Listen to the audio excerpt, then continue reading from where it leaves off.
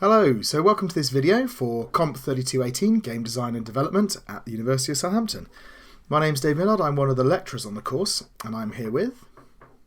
Madeleine Dwyer, and I'm one of the demonstrators.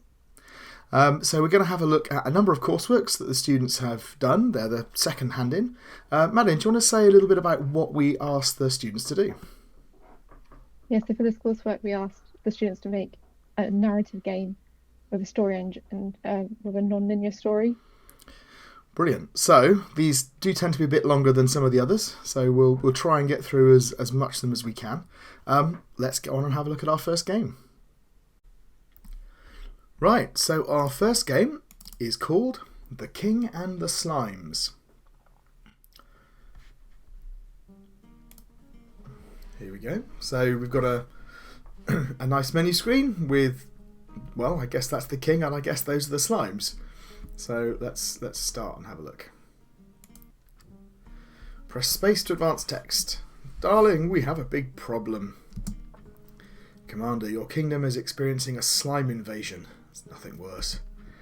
Well, not really an invasion. The slime want to live here with us. Nonsense, they are trespassing. I think we could live in harmony with them. Alright, so we've got a little bit of tension. Are the slimes friendly or not? Or at least convince them to leave peacefully. With all respect, the only way to get rid of them is through violence. The slimes are causing harm to our land and people.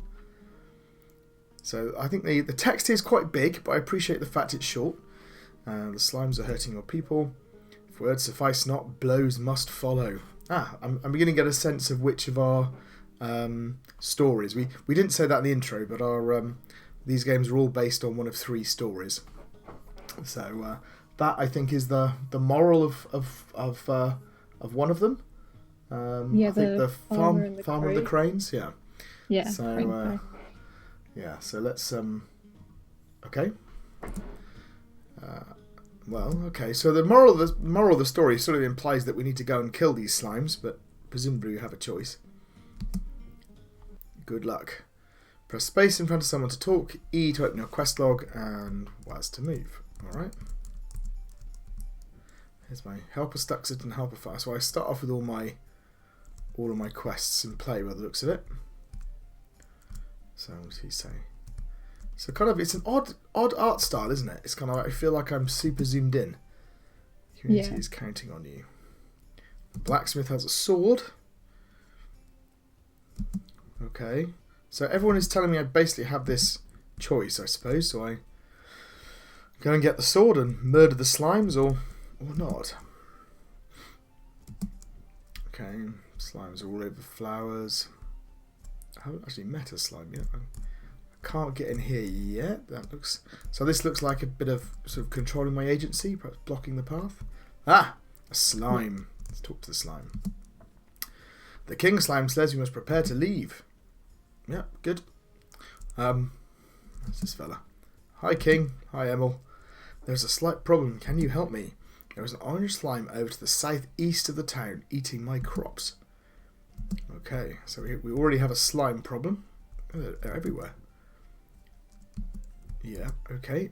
So this is, I guess, flavor text, just to let me know that. So southeast to be over here somewhere, maybe? Yeah, I would assume so. Orange. I'm supposed to be talking to this chap. I'm talking to the orange slime. Alright. Hello. Why are you eating the... Oh, I've got a choice. Why are you eating the crops? Please stop stealing. Oh, I say, why are you eating the crops? Why are you eating the townsfolk's food? I would appreciate if you would find food elsewhere. I'm just a slime and able to farm for myself. I do not have hands. It's a fair point. Would make it difficult. Very hungry. You could share with others. There is plenty of food to go around. Well, could you ask them for me? Thanks. Una. How can okay, so Una is presumably this other person. Can you share? Could you show them where to get food? That's interesting. So can you share your crops? That's very generous. The slimes become more friendly. Alright, so slimes feels like there's some kind of tracking going on behind the scenes of what the slimes feel about things. Yeah. So where am I going now? Oh, I had a quest log, didn't I? Oh, I've helped a farmer. So I've got help a stuck citizen and help a knight. Who's this? Okay. What about you, Mr. Slime? Ah, fisherman? Yeah. The slimes not eat fish then, potentially. Well, yeah, they kind of... Perhaps. Yeah. Alright, well, you'd think the townsfolk have lots of fish to eat then, wouldn't you? Can I pick that up? No, presumably I can. I have a sword for you, my king. Only the finest metals and forgery. Pressing space when near the sword. You can left click when near a blue slime to attack it. But it may have consequences. Great. So I can... What can I do? Left... Was it say left click? Left click, yeah. Right, so I can't practice click, so I'm clicking and nothing's happening, so that's a bit of a shame. I don't really want to kill a slime. I'm on a peaceful run through. So let's... I think I could see us living here. Yes. Who else did I have to find? A stuck citizen and a knight. So I could follow the paths. The paths should be leading me to somewhere sensible, right? Yeah, I think so.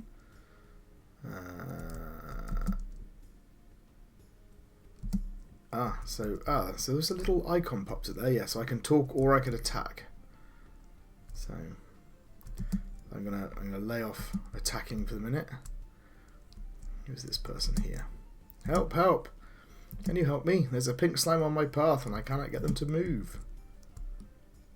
Yeah. Yeah, you're right, and you can't walk past the slime. So I chat to them. It's asleep. Can you move, please? That'd be nice. You are scaring others. Need to rest. Go rest over there. They're very easily persuaded, these slimes, aren't they? Yeah, I don't think I kind of feel this... sleeping in a bush would work for most people. No. There seems to be a little bit of a lack of tension here. I kind of feel like... So I feel like they're trying to set us up with this decision about, do I kill all the slimes or do I persuade them? But I don't really have a reason to kill them all, do I? I think, I guess it's just because the commander wanted you to in some ways. Yeah. So trying to persuade me. Oh, I can't go down there. None of the blue slimes seem to be useful. Oh, I've been here already. So I'm missing... Alright, I'm looking for the knight. Help a knight. I guess with the fable, potentially at some point, you kind of have to use force, maybe? That's what the fable's about, right? Yeah, you're right. So the fable is that I can't remember now, the farmer shouts at them, doesn't he? And then it doesn't work and they ignore him. And then he comes out and kills some of them and they fly off, and the moral is sometimes you have to use force. Yep, okay. There was that path off to the left somewhere, wasn't there, that was blocked? Look, I wonder if that's opened up. No. Okay. So I'm definitely lacking direction. Yeah, I guess a mini map or something would have been pretty useful. Or just some kind of indication, just the townsfolk or... Yeah. I mean, in fact, I did get one, didn't I? My farm off to the southeast. So that worked. But I feel like I'm... So what am I looking for? A knight. That's the blacksmith, isn't it? Yeah, so his text hasn't changed, which is a bit of a shame.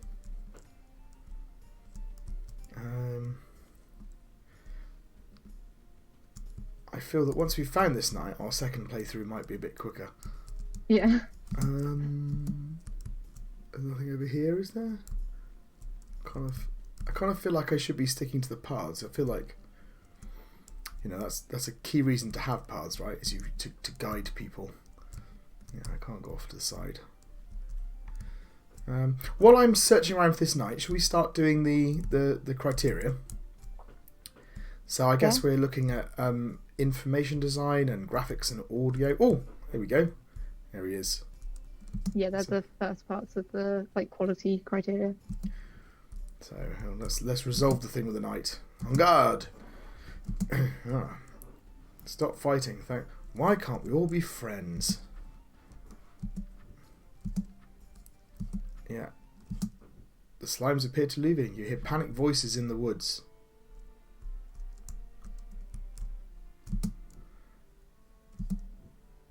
What?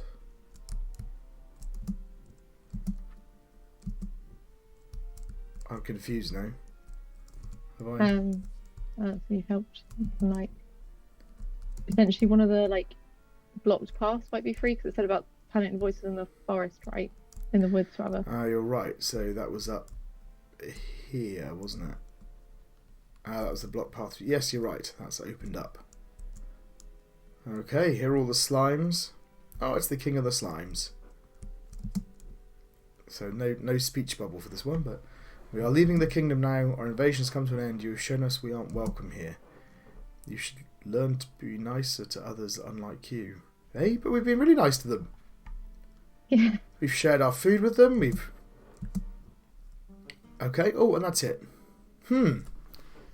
That's a slightly odd ending. I wasn't expecting that.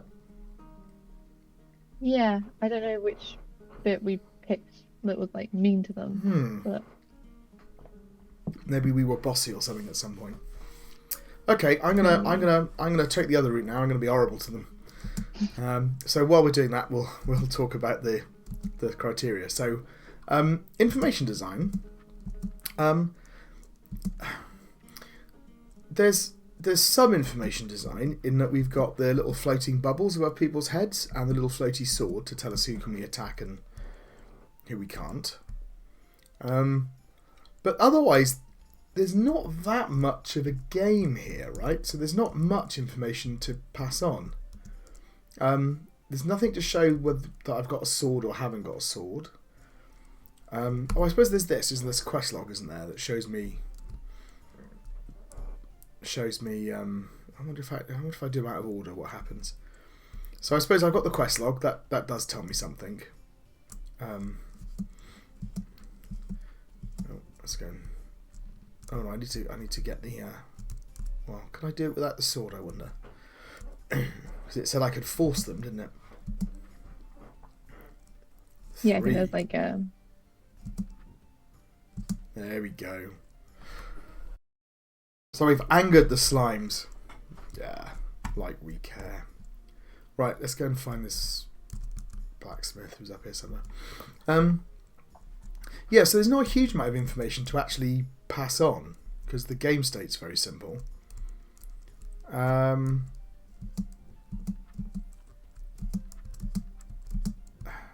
there's no health, there's no... So all I've got is the quests I've completed and whether or not I can talk to the slimes. And the stuff that's missing is things that might direct me to the slimes, I suppose. Something that tells me whether I've got a weapon or not. Oh, I have... No, I tell a lie. It's up there, look. I've got a little icon on the top left, so that's there. So, okay. So I think there's some basic information design going on. There's just not much information to show. What would a satisfactory be for information design? So satisfactory is that most key information is shown. I think when you hovered over the sword, it seemed to tell you how to use it, but it seems to say only blue slimes. But I assume it would work on all slimes. Let's find out. Let's find a slime to attack. Maybe it won't work on a quest slime. Maybe. No.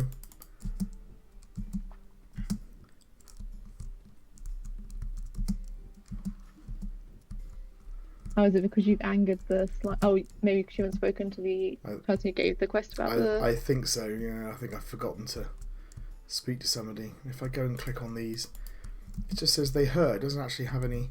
I was expecting some kind of combat, but Yeah, like I can't... Oh, please don't hurt me again. So it's pointless me attacking them. It doesn't do anything? Is that right?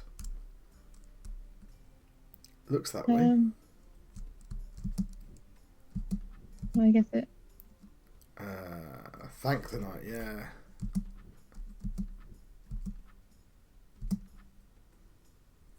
I trust the knight. Okay, so I'm making the slimes more angry. It's definitely working. And I need to... here's a different coloured slime. Nope, I can only do the blue slimes for some reason. Yeah, so sorry. So for information... The blue slimes. There we go. Yeah. I can definitely hit them. Yeah, so sorry. So information design satisfactory was... the most key information is shown. And what would a pass be? So a pass is some attempt at information design.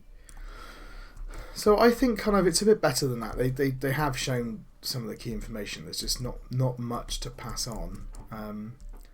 So I think kind of what have we got? We've got the speech bubbles, we've got the sword, and that's about it. So I think probably maybe halfway between pass and satisfactory is the right place to put it. Yeah, I think that makes sense. Like, there's definitely some of the information given, but now I hear angry voices in the woods. What about the graphics? What do you make of those? They seem quite consistent, so like that puts it up in like the at least a pass plus kind of thing. Yeah, I think they work, don't they? Like we've got the pixel graphics, pixel icons, not pixel text, but it doesn't look too out of place. What would a satisfactory be? The satisfactory is consistent graphics. And what would a good be? A good is consistent and effective graphics. So, okay.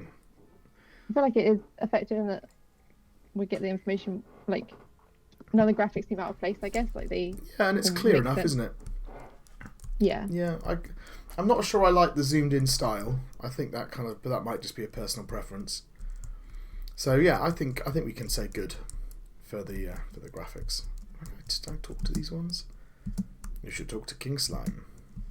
The king wants to talk to you. Speak to the king. And they always say the same thing. Yeah. All right. So and audio. So I'm trying to let me just see. We've got some nice music. Although I'm not. It's sort of ominous music. Which is, so it's a little bit out of place maybe. And then I haven't got any sound effects apart from that little swipe sound when I attack a slime. So what would satisfactory be? So satisfactory is some audio effects and music.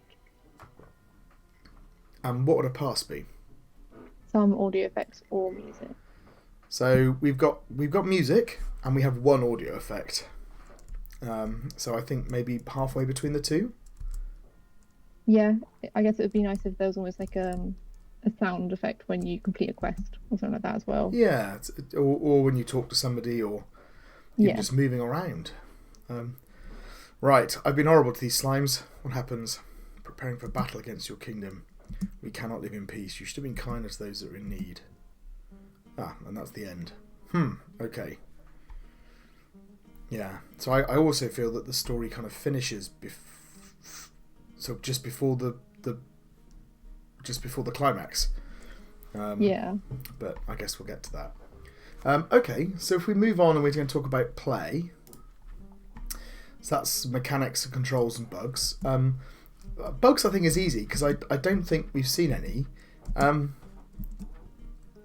It's a little bit limited in terms of complexity, but there's a reasonable amount of stuff going on. I can explore, I can talk to people. It's obviously managing some state behind the scenes. I can attack.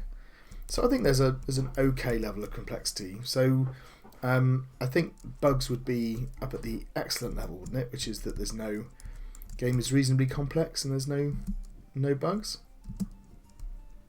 Yeah, that's excellent. Yeah. Yeah.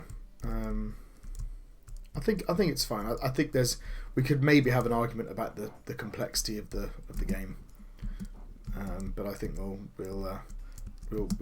let them get away with it. I think because there's enough elements here. Mechanics though. So what can I do? I can walk about.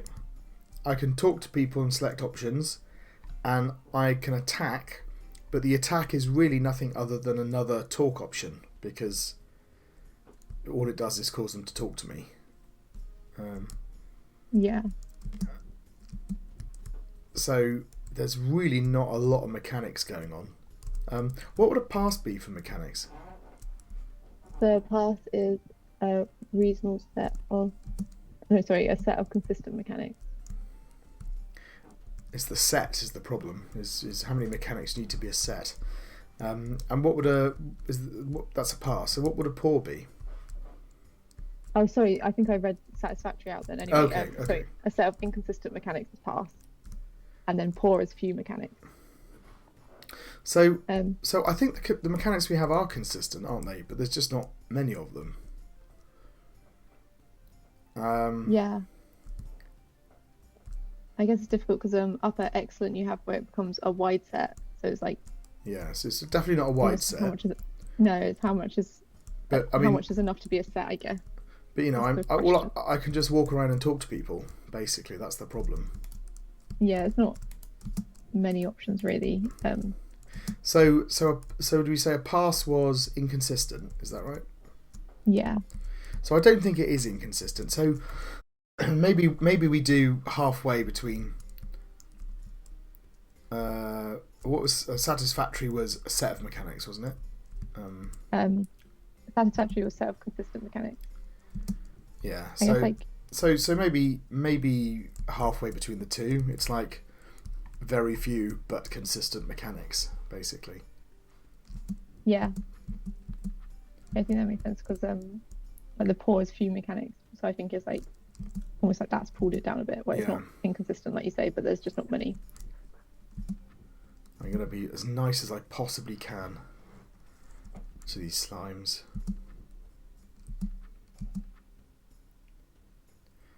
Yeah, you can rest another. That's fine.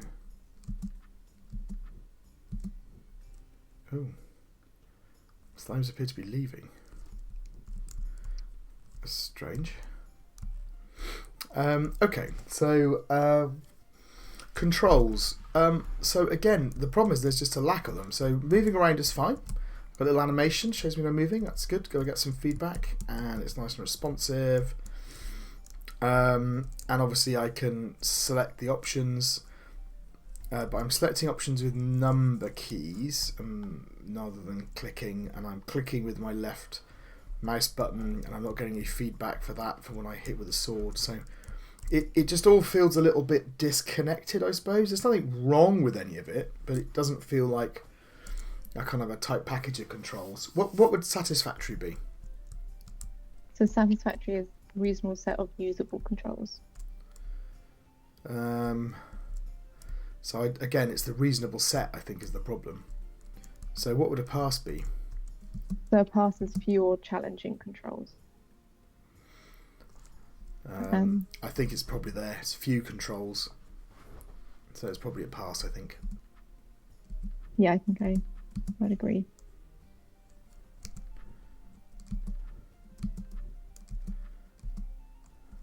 So then I think the next bit of the criteria is the fulfilling the brief section. So the first bit is game world to story. Okay, so this is where we're starting about the story. So the story. So I'm set up with this conundrum at the beginning, and I have these choices. Game world to story. What can I do in the game world that affects the story? Well, I suppose I can attack the slimes, but it's not entirely clear whether or not that does seem to affect things. But that's, I think, probably the only thing. And then if you think about the other way around, story to game world, the only difference that happens, I think, is that the forest opens up. when I get to a certain point in the story. So I think there are examples of game to story and story to game, but there's only one of each. Right, so it's quite simplistic. What would a pass be for game to story? Say. So that would be a few sparse or minor examples of where the game would impact the story. Yeah, I think that's probably where we are, isn't it? What would a pour be? A pour is some support for story elements in the game, but the game world has no real impact on the story. Yeah, so there is at least one impact. So I think we have a pass for both of these because we've got one example. I can't, unless you can think of anything. I can't think of any other examples where. No, I think I think it's just that you can like anger the slimes, right? So then that opens up the forest a bit quicker, and then the king says you're going to be attacked rather than they're just leaving. You're right. So. But that's still the same. I hear laughter in the woods. Okay. Well, maybe you've got the good ending. Maybe I've got the good ending now. Oh no, where is it? Got lost. Up here. So actually, think about the audio. That music has changed, hasn't it? So I've got a different type of music because the tone of the game has changed. But so that's interesting. So the audio is responding a little bit to what's going on.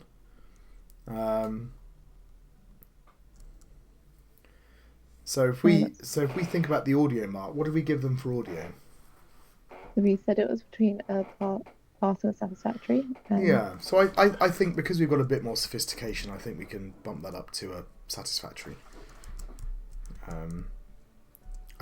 I wouldn't count it as being the story affecting the game world, but I think in terms of the presentation, I think that's a nice touch. Yeah. Ah, yes, they're apologising. We have learnt we can live in harmony. Thank you. And that's it. Okay, so we've got kind of 3 different endings, and I'm guessing we've seen most of the endings at this point. But so the next category is talking about agency. That's the structure of the story and the choices that we're given. Yeah. Yeah. So the richness of structure focus a lot on those branching points in the story. So we asked them in their game notes to put a kind of a structure in, so we'd be able to see what the structure was. So we've had 3 different endings based on our interactions with the slimes. In their game notes, is that what it shows, or is there anything else? So check. Yeah, they've got 3 different endings written down. So either you hear angry voices in the woods, you hear panicked voices in the woods, or you hear laughter in the woods. I think we've seen all 3. Yeah, we've seen all of those. Okay. So thinking about the structure then, so what we have is a kind of a cumulative deferred choice, right? So we make a number of choices along the way, how we speak to the slimes to resolve each of the 3 problems, and whether or not we attack the blue slime. So we got four different choices effectively, and then what they're doing is they're counting up our behaviour across those 4 choices, and then based on that we get one of 3 endings, right? So there are multiple places where we can interact, but there's only one significant difference, right? So it's quite a simple structure. What would a pass be for the structure? So a pass would be some minor branching points. So we've got one branching point, right? A number of choices, but one point where the story branches at the end. Yeah. So like within the dialogues, I think in the quests there are different. Yeah, you're right. They've got the different branches through that, and they've got like a flowchart in their notes where they show it leads to the violent ending, the neutral ending, or the pacifist ending. So but you, based on arguing that you have, you got one choice point, you've got one path difference at the end, but you've got these little minor dialogue differences. The pass level seems about right, doesn't it? Some kind of minor Yeah, I think so. I think there's like, it gives it elements of slightly different play through options, I guess, but not very there's not many branching points, like you say. Like a couple of the routes you'd follow through the dialogue would lead to the same ending. I'd like to have some more options along the way. I think I kind of it feels. I mean, perhaps we'll talk about this when we talk about choices. So for the choices, this is really about, am I given interesting choices? And I'm kind of given one choice which manifests in those 4 places, which is, am I aggressive to the slimes or not? But the problem is that that's not set up at all, right? I've got no reason to behave in either way. I've got no investment in operating in that way. Nothing set up. So, for example, and this is the whole point about narrative, is you don't have to do it mechanically in the game. You can do it in the story. So, you can have a little bit of backstory about why the slimes are here, and perhaps they've been cast out of their homes and they have got nowhere to go, right? And then maybe I could learn a little bit from the villagers that, I think the problem they've got is that we're in a situation where there's enough food to go around, right?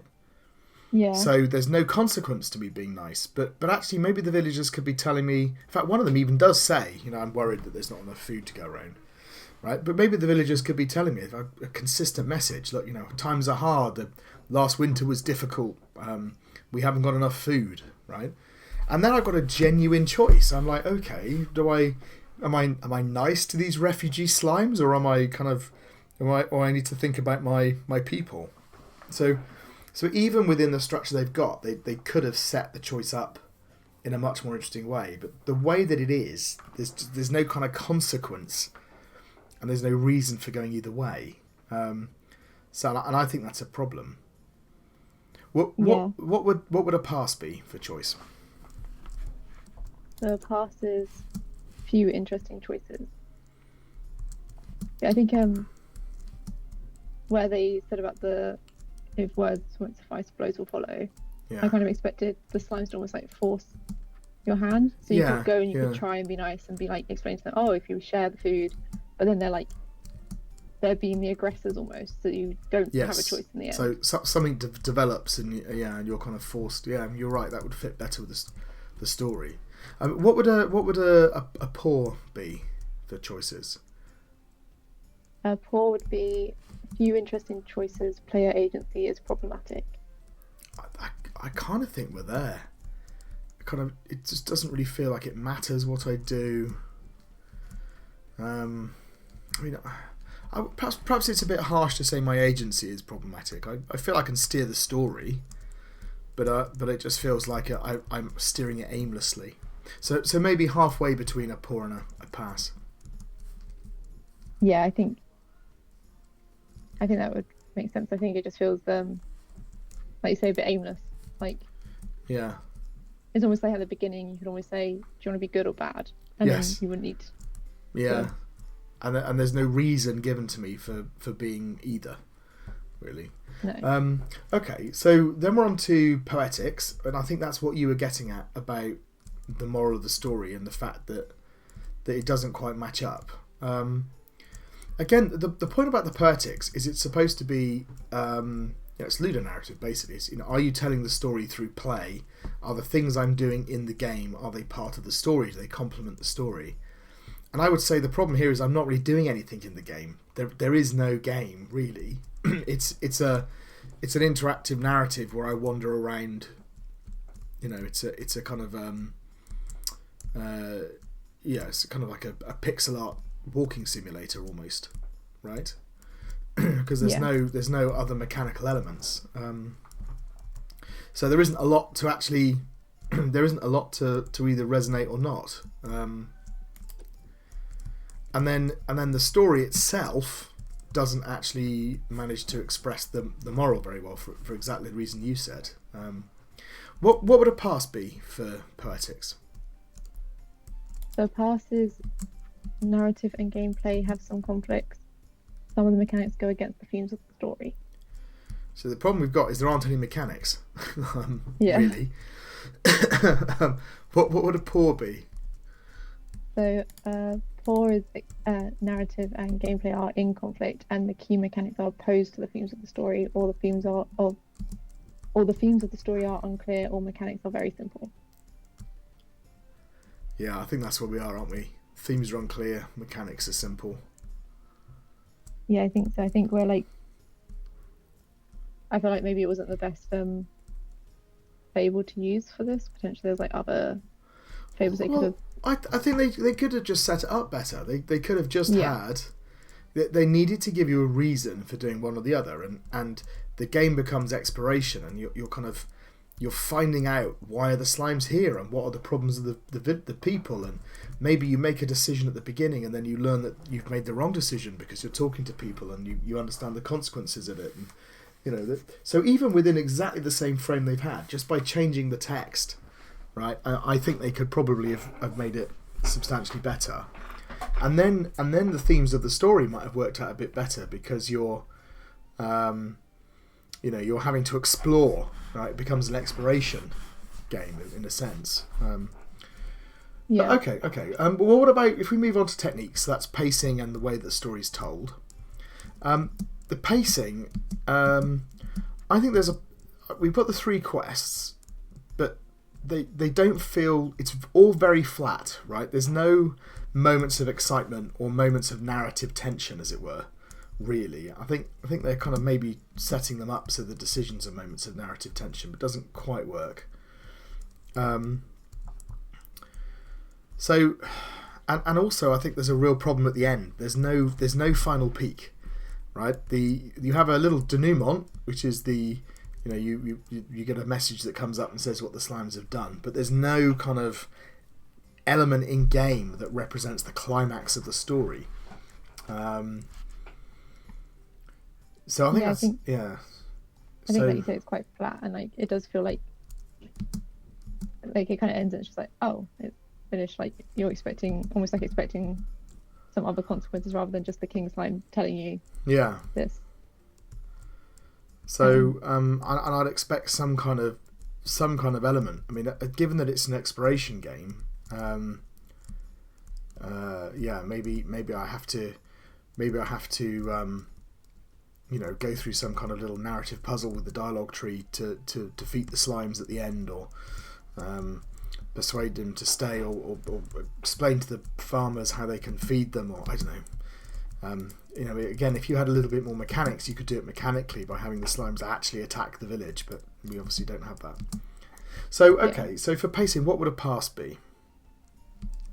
So a pass is pacing unclear or flat. I think that's where we are, isn't it? It's just I think so.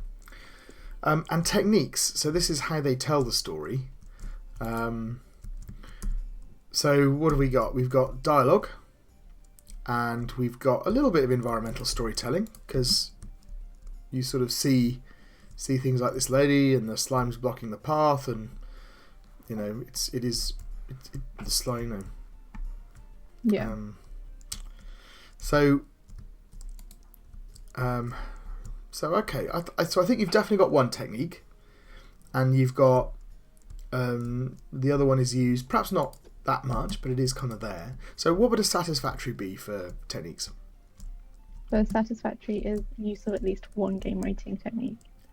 So I think they're definitely at satisfactory, and is good where we say there's a second one. Yeah, so it's use of more than one. So I guess potentially between the two. I think so. I think it's quite simplistic what they've done in terms of telling the story within the game world, but I think they've made an effort to do that. You've got these little scenes and scenarios, so I think that kind of works. So yes, I would put them between the two. And then the final bit is feedback. So what feedback did they say they got? So just find a bit in the notes. What was the feedback you received in the first lab?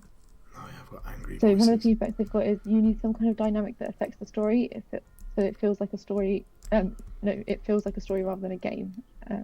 So they said that they added more choices from this point with a more complex tree to make the game feel unique to every player. We also added lines which change their dialogue and spawn in different locations based on the score, and some which you can interact with by attacking to affect the story. The other feedback they had was it needs another game mechanic other than just a text-based game. Yeah. So they added the sword to increase player agency. Yeah. If they hit the slime, it affects like their points, which I think corresponds to what ending you get. Okay.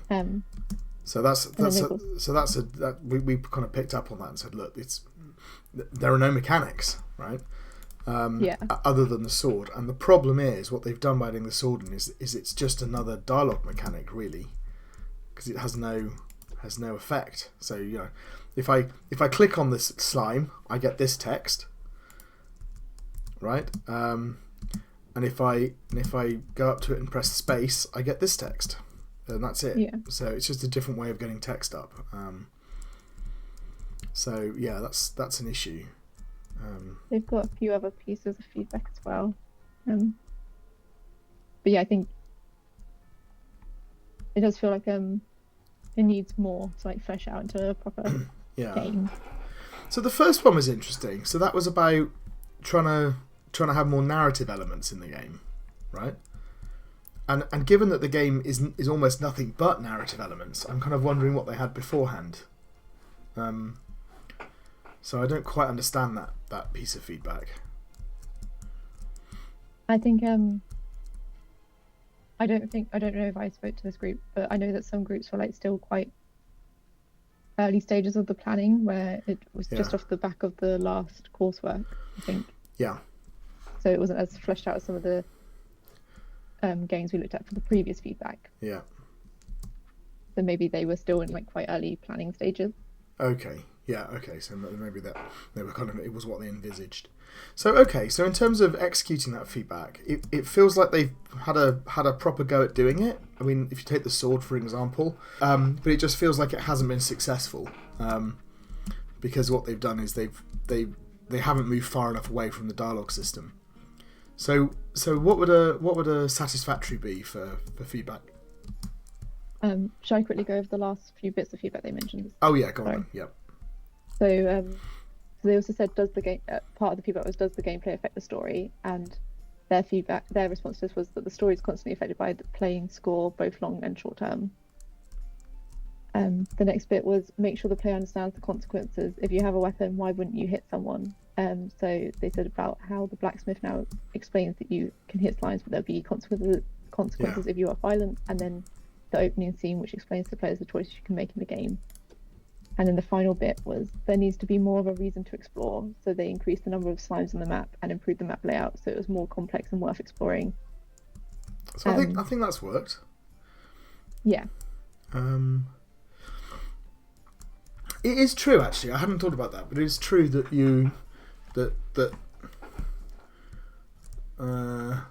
what they were saying about the problem is, so they say that there's constantly, the state of the story is constantly reflected to you, but it's reflected to you in the story, right? That's the problem. So that's why I was thinking about the game engine, about whether or not that was another example of story affecting game world and vice versa.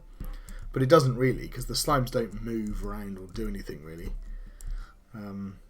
Okay, so look, it feels to me like that there's a bit of a mixed bag. They've done some things that have worked, like the changing the layout and giving you more impetus to explore. But they've also done things which really haven't worked, like putting in the sword and trying to add to the mechanics. So yeah, what would a satisfactory be for? So satisfactory is that feedback was addressed and the changes have been somewhat successful. So I think that's true for some of the things they said. What would a pass be? Feedback was addressed, but the changes have had limited success. Okay, so some of them are like that. So it's probably halfway between the two. Yeah, I think to represent the fact that some have worked and some haven't. Okay, all right. So interesting. I kind of I think for me it's interesting how much this game could have been improved just by changing the text and giving some backstory to the two decisions, right? But I think ultimately the problem is there's not enough mechanics, so the game side of it just isn't rich enough to demonstrate some of the interactions between narrative and game that we're looking for. Yeah. But okay, so let's move on to our next game. Okay, so our next game is called Cave Diver. Oh, okay, it's nice and vibrant. So a little menu screen with a play. So I click on that. Use WAS to move. Oh, that's interesting. I've got like a... Oh, that's interesting. So the top one jumps, the bottom one doesn't. I can't hear any audio. There is audio right now. Oh, okay. Yeah, that might just because we're the way that Teams is working. But let me describe it to you then. So we've got kind of a little bit of kind of synth music going on in the background, I suppose. And I've got like a crunching underfoot as I move. Press J to shoot. Okay.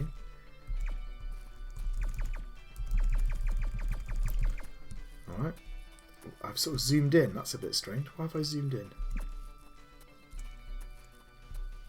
That sort of happened as I was shooting. And I've zoomed out again. Okay. There's something odd going on with the camera. Zooming in and out as I'm jumping, but... Was it potentially trying to help you like zoom in to see the target and then zooming back out once you move past where the enemy was? Yeah. Oh, there we go. Yeah, I think they're trying to be... Stand on the teleport to get me out of here. Right, I'm not quite sure what the person underneath is. So I think they're you're right. I think they're trying to do something in... I can't... What? Good luck. Oh, I think he's trapped you. So now on the bottom one now. Yeah, I think he tricked you into... I'm properly confused. Oh, I see. Oh, I see. Right, I did not get that at all. Alright. So let's go and explore. Yeah, so I think the camera they're trying to have a slightly more I guess cinematic camera. And it did work for the end bit there. That worked well. Yeah. Okay. So I've got glowing red eyes, don't like that. Ominous. So it's all a bit floaty, but I kind of feel like I'm in control. I can play. Yeah, I'm not sure if it's where like it looks like it's somewhere in space, maybe. Yeah. Oh, here we go. So it's shown me if I shoot him, I could weaken him, although he will get mad. Oh, that's supposed to be my enemy, is it? I think he's the one who trapped you. Yeah. Press O for double jump or P for rocket shot. Should we have rocket shot?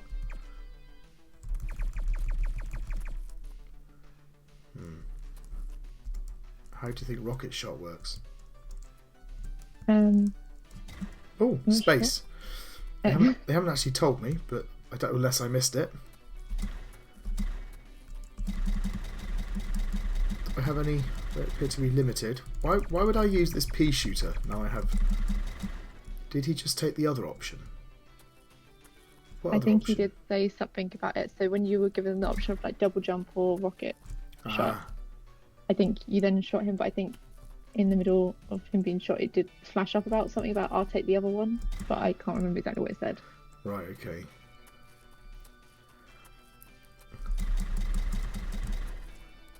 Okay. Oh, I see. So double jump would get me up there, but because I've got the rocket launcher, I can get through here. All right. Fine. So. Still not entirely sure why I'd ever not use this rocket launcher. Perhaps I'll find out. There we go. Yeah, I'm kind of missing double jump, I'll be honest. Is it worth me going up there? Probably not.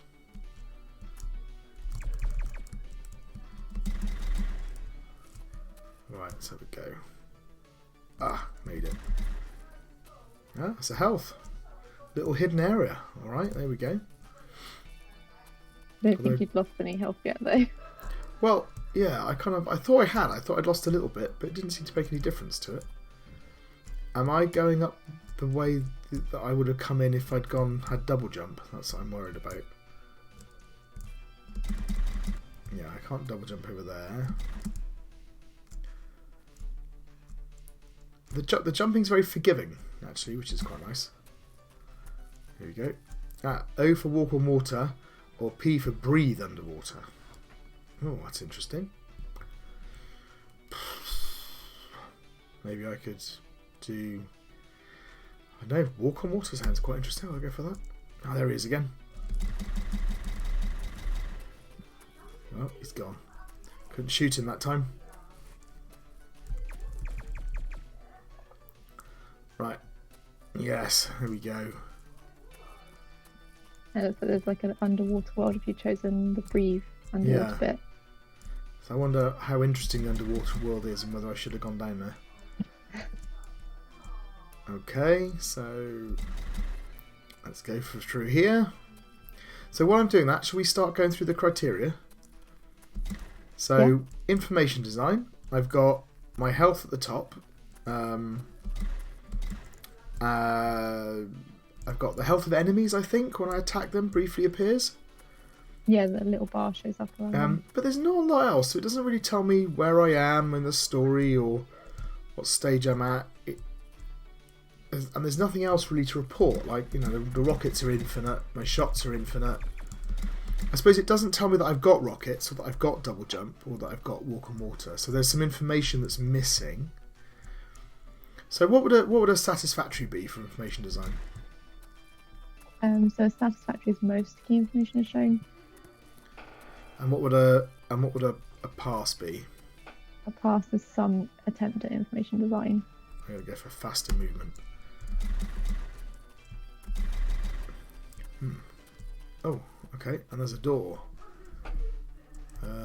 Looks a little bit... Oh, I think you're fighting now. Huh? Ah! I hate you, taste my bullets. Oh. You killed them. I killed them in a little cutscene, and that was the end of the game. Interesting. Again, not quite what I was expecting, but let me go through in a different way. And right, so yeah, I think with the information design, I feel like it's I think it is good that they've kind of done the tutorial as you're playing, so like you learn it as you play rather than just a wall of text. So I think maybe, although there are some bits missing, I think there's definitely an attempt at information design, and there's some here. So I think probably satisfactory is about right for information design. Graphics though, graphics are pretty good. They're consistent. They look nice. I'm not quite sure about the bright green health bar, but it stands out. But otherwise, all the animations, the backgrounds look good. Obviously it could be a little bit more sophisticated with a parallax or something, but everything's animated. So yeah, it looks pretty nice. What would good be for graphics? So good is consistent and effective graphic. So I think we're kind of there, aren't we? I think so. I think I would potentially be tempted to put it between that and excellent, where I think the graphics are quite appealing. I think, like you say, there was like some elements of it they could have improved on. Yeah. But in other words, it's quite a nice style.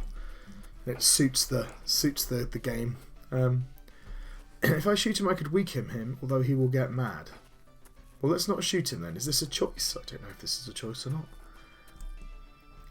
Alright, let's have O for double jump this time. So he takes the rocket. Oh yeah, he did say that. And he's still there. No, I didn't shoot him. Okay, so hopefully I can... Yeah, there we go. I quite like that as a little bit level design, sort of immediately letting me use my ability. Oops. Yeah. So I think I agree with you. So half for graphics, I think halfway between the two is sounds about right. And then audio, the music is good. They've got sound effects. It fits. It's appealing. So I don't think it's doing anything particularly sophisticated, but it's all there. So I think that's probably the good level, isn't it? So good is complementary audio effects and music, and then excellent is complementary and appealing effects and music. I can't get through there. Yeah. Oh, it's a little bit subjective, isn't it? So is it appealing?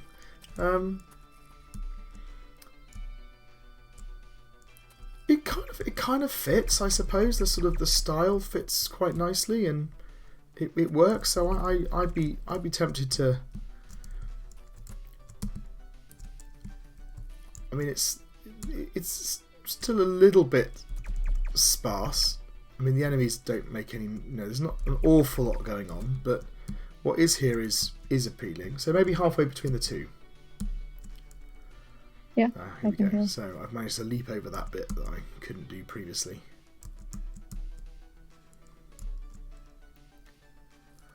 So then the next bit is I'm going to go to breathe underwater. The next bit's the meaningful play. I didn't mean to shoot him then. Yeah. Okay. So we've got mechanics and controls. So mechanics. I can run, I've got jump, I've got double jump, I've got shooting, I've got rockets, I've got a power-up system.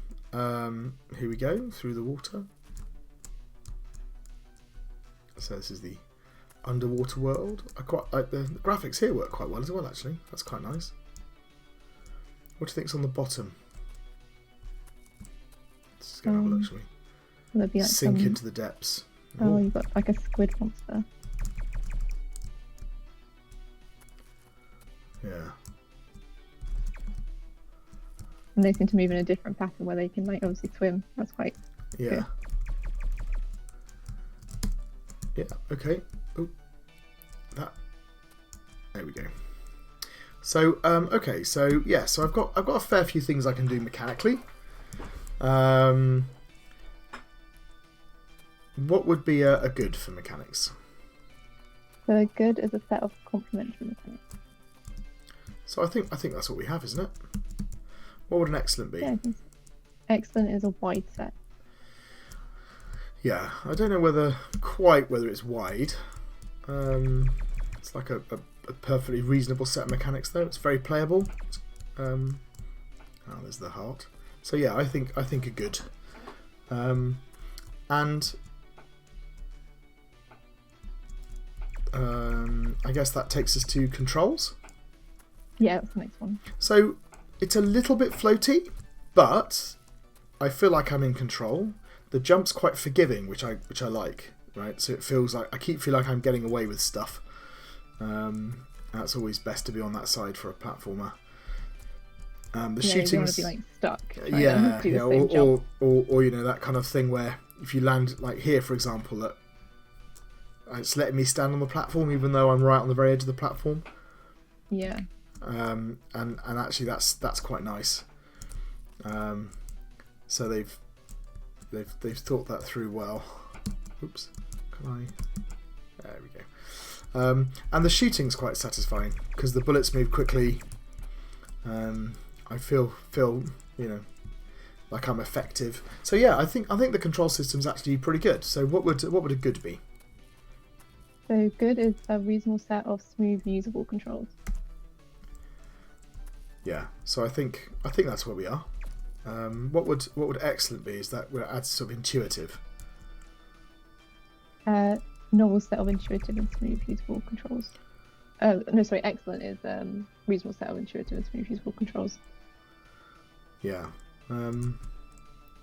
Yeah. I don't know if there's some weirdness. Like I said, like the rocket thing being a separate button, and those kind of things, that doesn't feel intuitive. It feels a bit odd. And there's you know the fact that I think I have to use the mouse to click on this, but I don't use the mouse to play. So there's some little things I think that probably stop it being at that level, but I think it's certainly good. Yeah. I think, like you mentioned with the rocket, if you have that, you're not really going to use like the other weapon, so you might as well just. Yeah. In my mind, I think it's almost like an upgrade to your weapon rather than a different weapon. If you have different ammo and stuff, it might be different. Yeah, if I had limited shots or it recharged or something had a you know a slower recharge rate. I don't have any choice here, right? I think this is a false choice. I kind of have to do this. Yeah. Okay, so where have we got to? So have we talked about bugs? We haven't, I don't think. No, that's the next bit. So I mean, I think it's got reasonable complexity. I don't think it's superly complex, but it's perfectly complex enough, and there are no bugs as far as I can see. So I think that's at the excellent level. Yeah. Yeah, I haven't noticed any bugs. Then, So this would be interesting because I think I took the glide. How do I glide? Anyway. Was the glide right at the end? Did you start again? No, I did just take it. Oh, okay. I think. But I'm not. I sort of assumed that it would just happen automatically, but I could weaken him in, but he will get mad. Also, at the end, do I have to kill him? Can I not kill him? I don't know. I think I remember from talking to them about this that they have like different ends depending if you've shot him throughout and. Right, well, I'm going to try not to shoot him.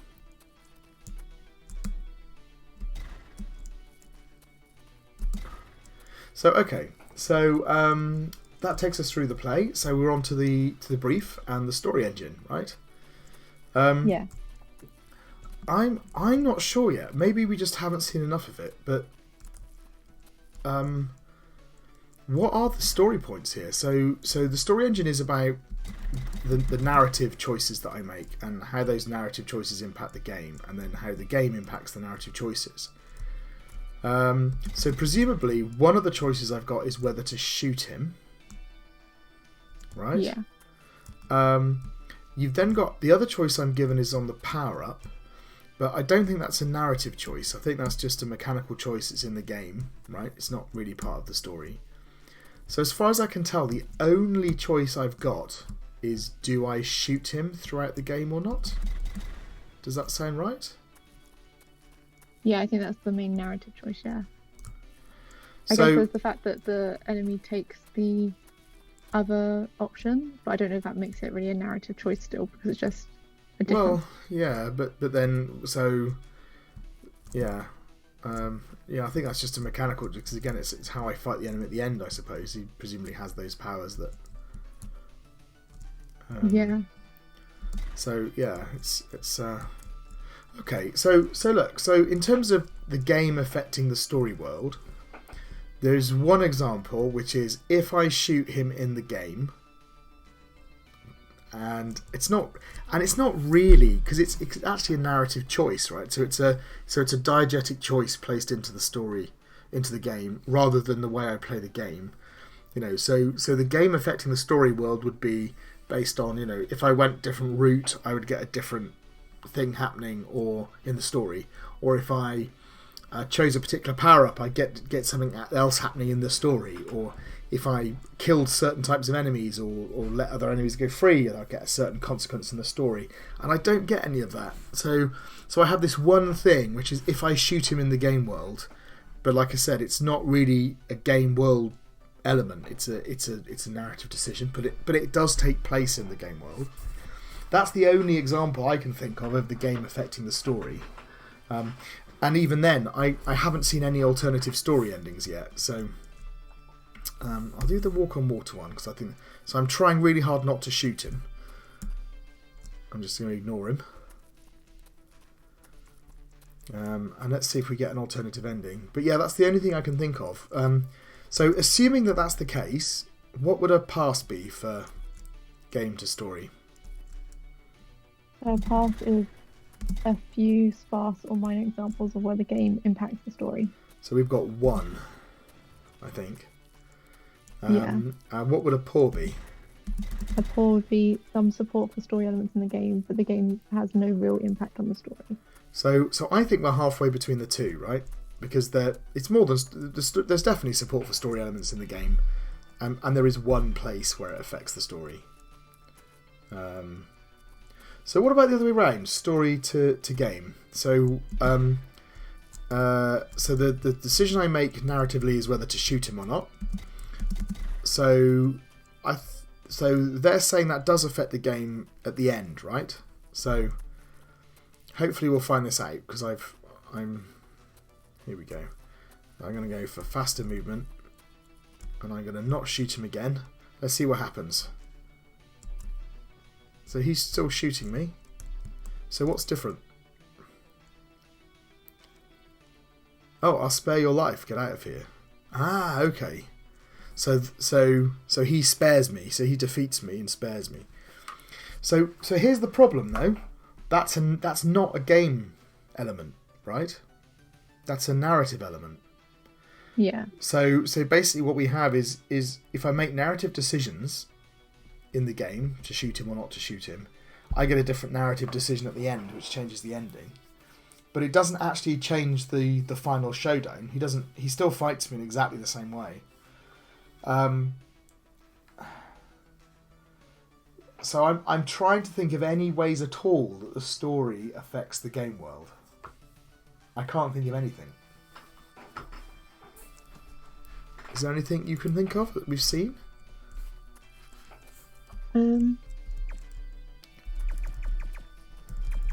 Not massively, I guess.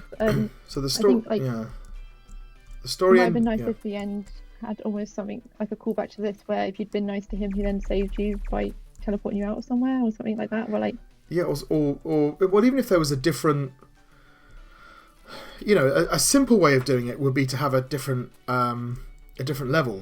Depending on whether you'd attacked him or not, you end up in a different environment. It's not, he was still. I suppose he took the other option, right? So that's actually that. There you go. So if that is the case, if he ends up with the rocket power, for example, right? But I didn't see him using any of that stuff. It said he took the other option.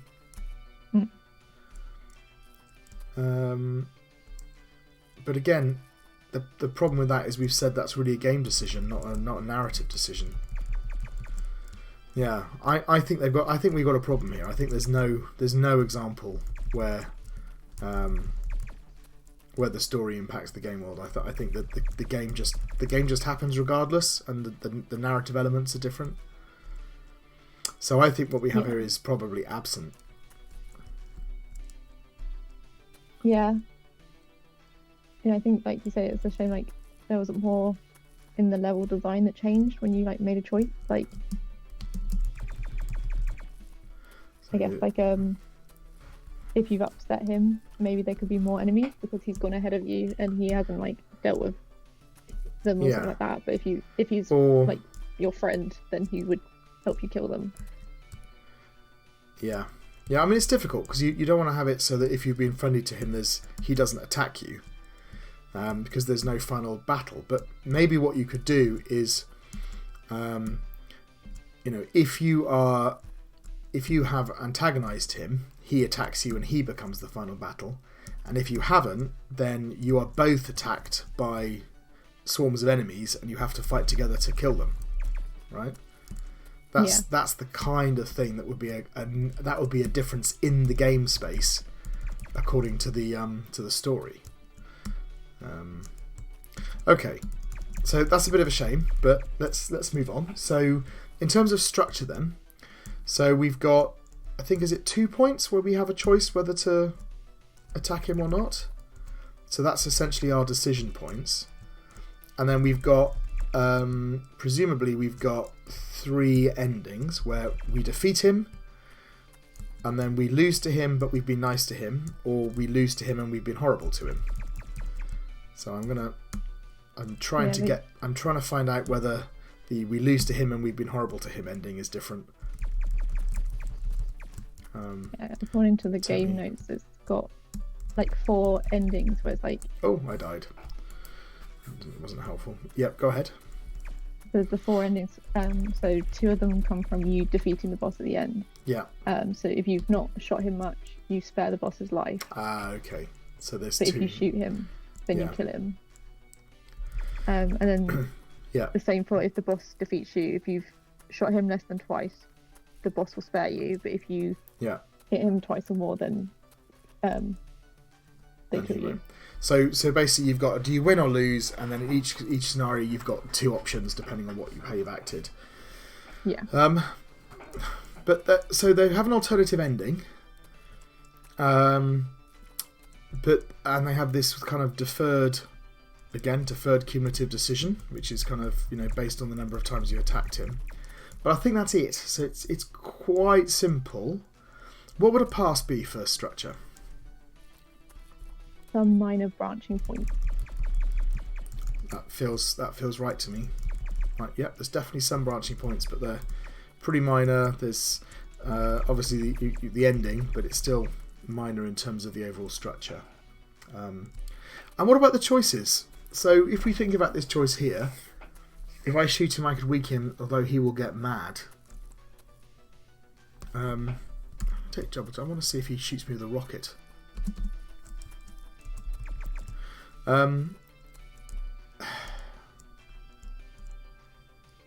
So, what reason have I for acting in either way? He betrays me at the beginning, so he set up a kind of antagonistic relationship. Yeah. But I guess. But why do I care if he gets mad?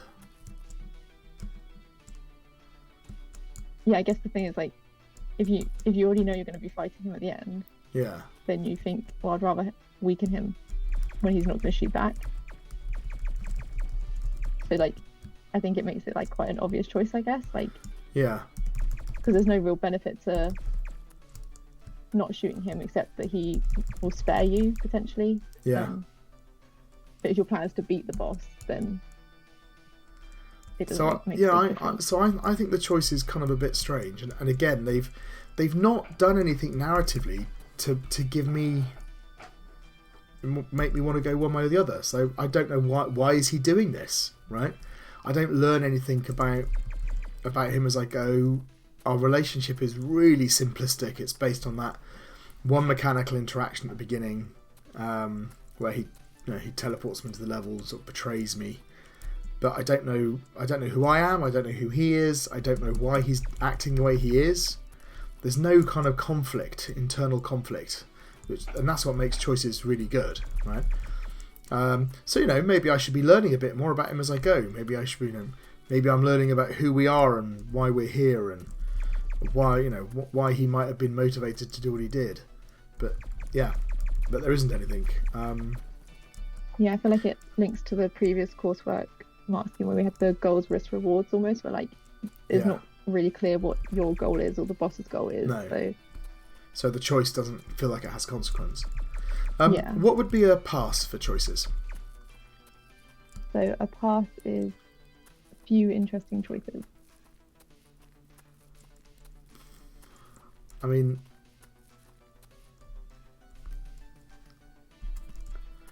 yeah, I don't know. Do we even have a few interesting choices? Let's see if he fires rockets at me, just so I'm interested.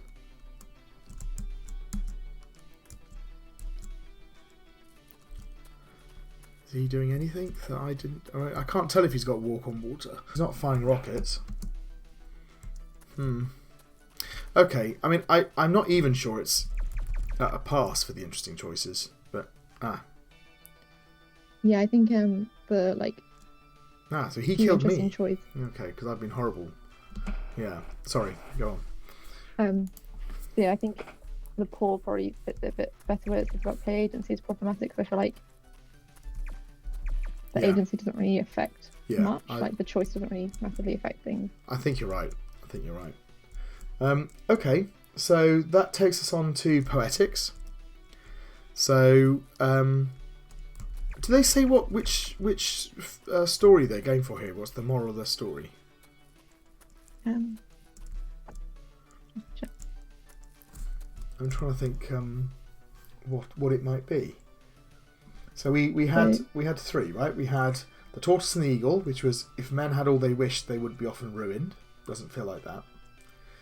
The farmer and the cranes, if words suffice not, blows must follow. Again, doesn't really fit. And the bear and the two travellers, misfortune tests the sincerity of friends. Is it this one, do you think? Starts about two men travelling together. Is that what they're going for?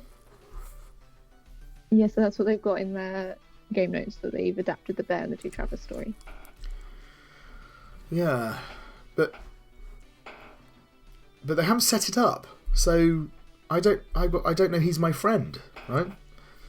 So I needed just a bit more setup at the beginning to kind of tell me who this person was and why they're doing it, and yeah, even just like you can even add in just like a bit of text or something being like, I'm trying to find my friend with like a picture of the red one. Yeah. And then you like wander in and you found him, and then he tricks you. And then he says, trapping yourself. Yeah, oh, fabulous, you found me. And even if that was just the very beginning, and again, you wouldn't need anything else in the engine. You could do all that with the dialogue system and that they have.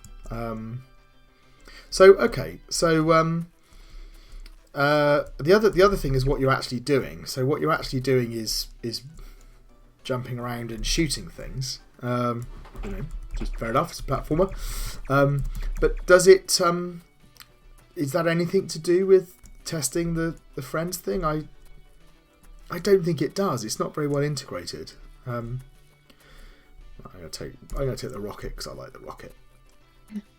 I think it kind of comes back to that what we were discussing, where the choices don't really affect much. So then, like, there's not really much room for the story to be in, like, the story about their friendship and them then being betrayed.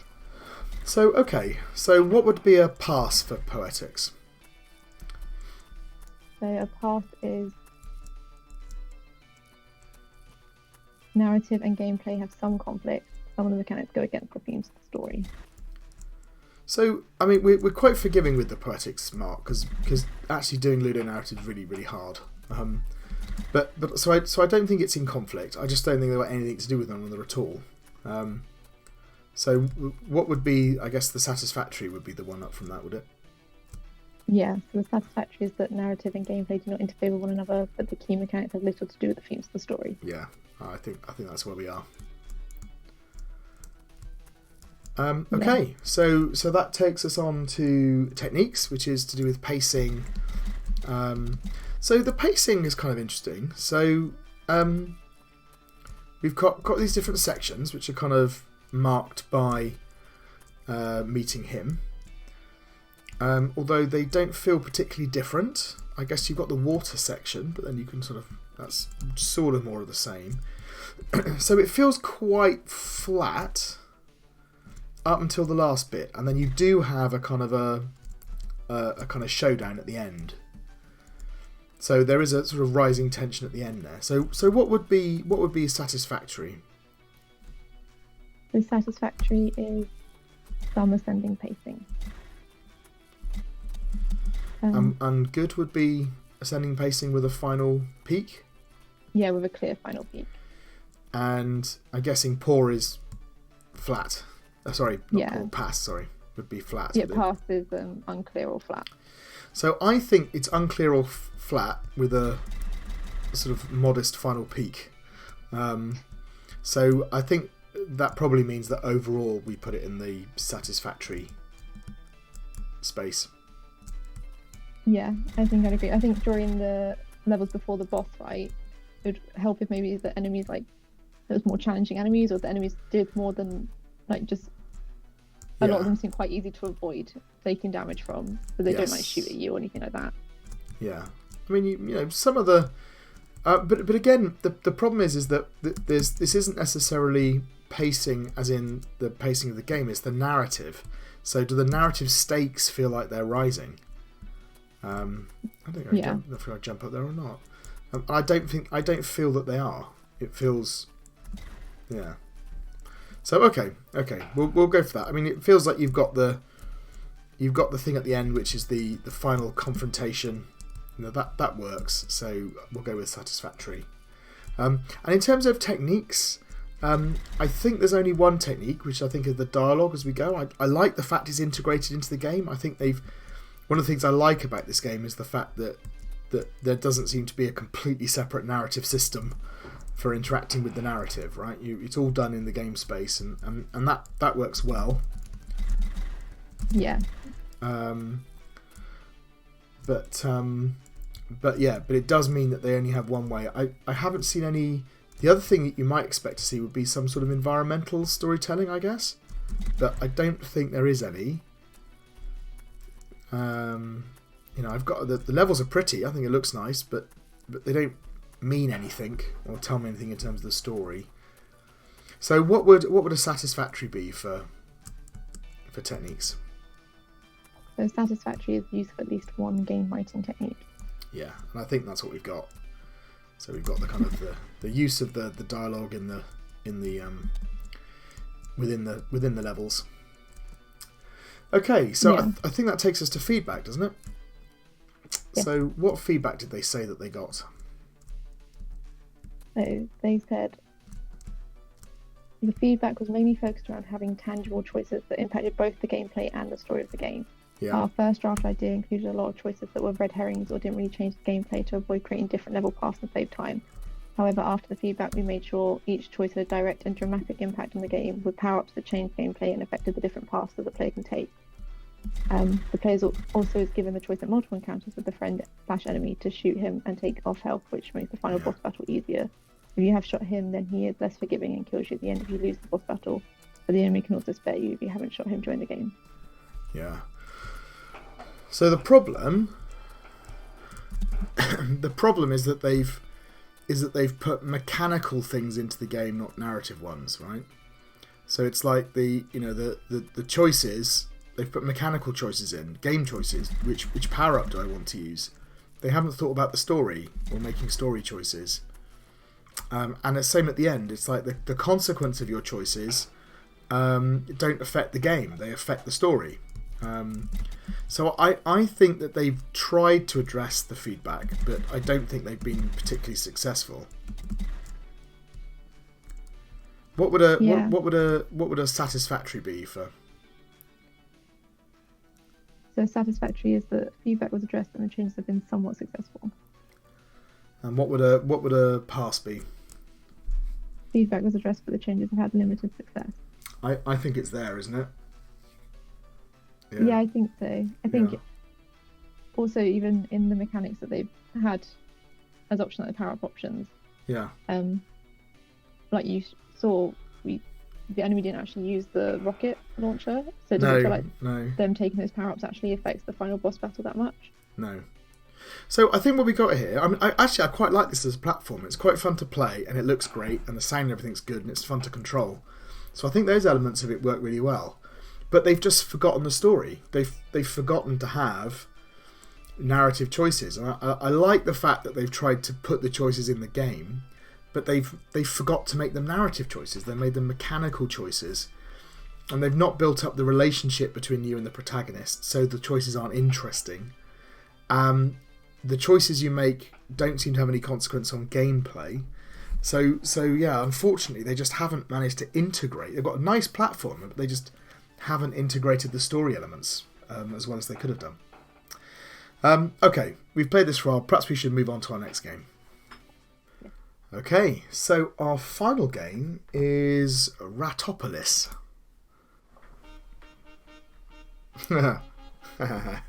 See, I like this already.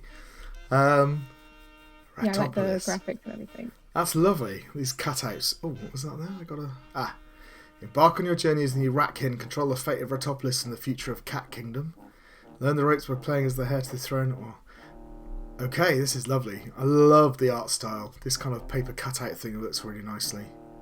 Let's do the tutorial story. The grand nation of Ratopolis has stood for hundreds of years. This text is a bit slow. Relations with the neighbouring land, the Cat Kingdom, has grown sour. If I press space, will it skip to the next thing, or will it just complete the text, do you reckon? I would hope it would complete the text. Normally if you click and stuff, that's what happens, but it's hard to know. King Ratus III, your father, has gone to lead and face Queen. Press space to continue. Okay, we'll find out, I guess. Okay, so we're at war with the Cat Kingdom. Nice little fade. Yeah. Again, a little bit slow maybe, but yeah, it does seem a little bit slow. I feel like it all needs to speed up a bit. While he's away, your father has instructed me. Yes, there we go, thank God. Instructed to teach you how to rule Ratopolis, as you shall be king one day. You mustn't press space to skip through all my animations and dialogue. No. Oh. To teach you how to rule. Okay, where do we start? Good. Firstly, the most important part of ruling is to know how well the kingdom is doing. At any point, you must balance out the kingdom's military strength, economy. Alright, so it's like a resource management game then. You can see them in the top left-hand corner, so these things over here. Alright. Oh, okay. And presumably they're half grey for some reason. Interesting. Boring. Interesting. Different decisions you make may affect the kingdom statistics positively and negatively by a decision in yellow, but not by how much. Amaya, your father's back, but he looks wounded. Father! He looks wounded? That's a bit of an understatement. He's been stabbed in his nether regions. Looks terrible. Right, the battle was a stalemate. Queen Whiskers was killed, but I've been mortally wounded. Yeah, that's pretty clear. Be a better king than I was. Blarg. No! Lovely. I love the little sound effects as well. I can skip the very slow fades as well, so I'll do that. End of the tutorial. Starting the game. Long live the king! You sit atop your father's throne, now passed down to you. The whole kingdom of Ratopolis and all its peoples are yours to command. This is your story. Here we go. Here we go. Right, here we are. In the throne room. It's a cat. Your Highness, the cat kingdom is in disarray after losing their queen. The late Queen Whisker's son, Meowthu, has claimed the throne. Is this Meowthu, do you think? A lot of cats who believe his younger brother Percival will be better. Percival, very good. We're better suited to rule. King Meowthu has sent a message asking for aid from Ratopolis in the form of food packages. Despite our strong relationships, will you send this aid? Well, okay. Which is food? The cheese? I assume so, yeah. We've got some cheese. I can't see... there we go. So we will send him aid. So that does... affects those two. But we cannot spare any food. So what's this one? Your population, maybe they're happy now? Our populace, we send him aid. What do you reckon? Should we be nice to them? Let's be nice to them. Yeah. Oh dear. We really have run out of food.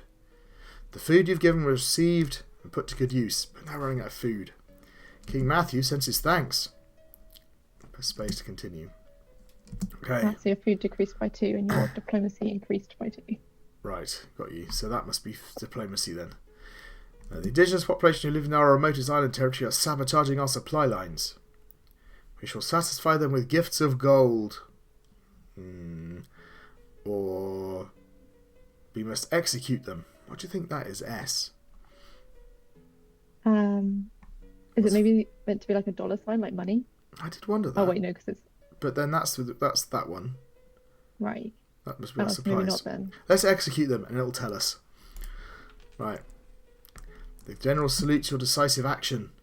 Military is increased by 1, but economy is 2.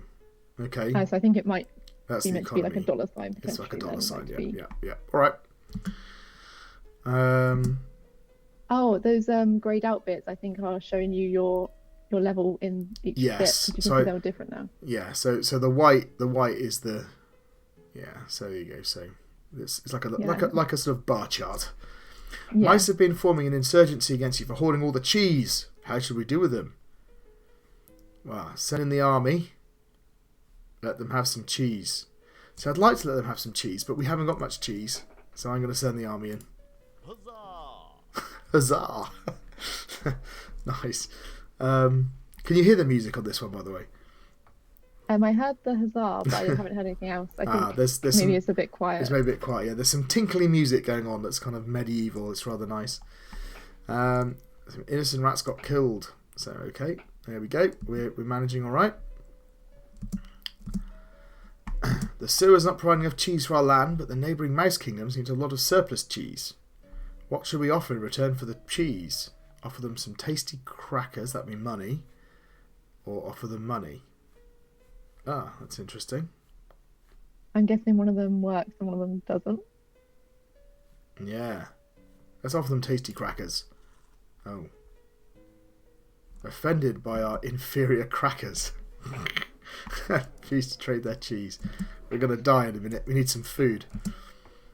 Okay. Yeah, time's looking tough. Oh, it's the cat kingdom again. What does Meowthu want now? He's uncovered a malicious plot by Percival to steal his throne.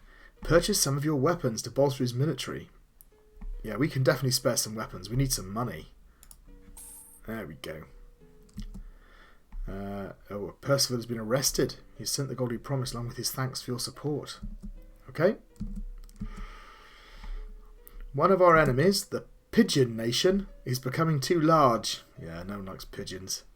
I suggest that we launch some small attacks on their trade routes. Alright, so if we do, we will leave them alone. I'm sure they won't miss a caravan or two. Yeah, we can get some. That sounds like I might give us some food. Should we do that? Let's do that. Yeah, potentially because they might drop the food, I guess.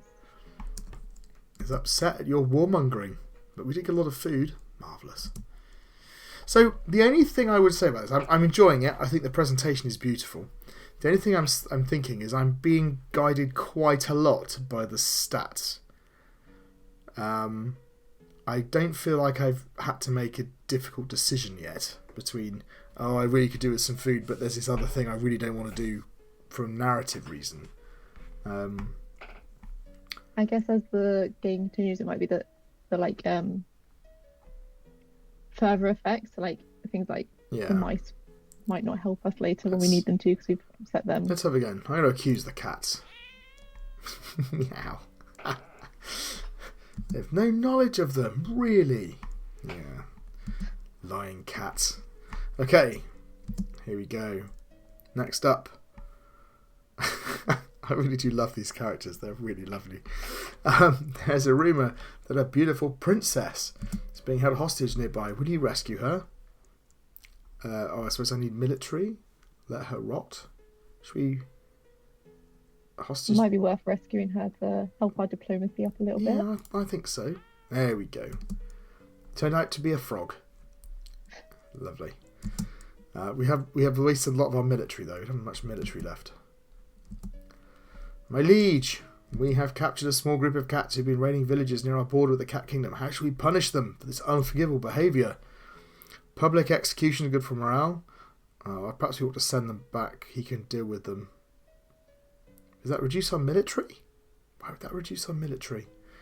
I guess maybe if they're like not back yet. I don't know if that's how it works in this game, where you have to like wait for them to return. Yeah. Let's try that and see what happens. Oh, horror. When the cats brought fucking Matthew, one pulled out a hidden knife and assassinated him. Oh dear. Percival was let out of his cell, and he currently has the Cat Kingdom under martial law. Alright, okay, that didn't go well. No. Now the detestable Percival is in charge. Battle for the succession of the barony of the bush has arisen. Should we stop the fighting?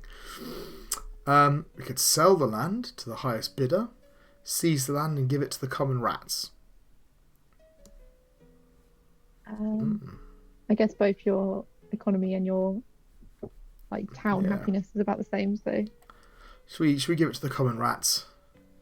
Yeah, it feels like the good thing to do. Healthy dose of rodent Marxism. The people praise you for your charity. This significantly decreases the tax revenues from this region. Okay. Right. Yeah, it's been a while since you've sent a delegation to neighbouring kingdoms. A small gift of gold can go a long way. Yeah, I can do that. There we go. As a game, we've got a kind of the game engine, I guess, is the stats behind the scenes that I'm manipulating. My interactions are all through the choices, though, aren't they?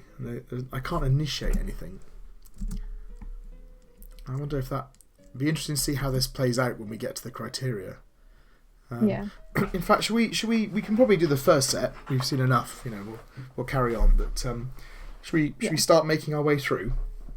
So we've got information, graphics, and audio.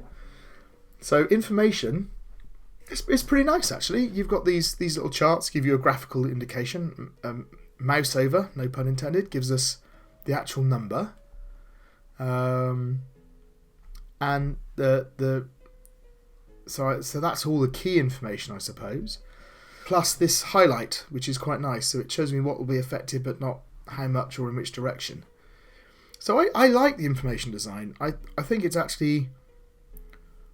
Not only is it sufficient, but this in particular is quite clever, I think. Yeah. I mean, I know it's not, particularly necessarily original, but it works really well.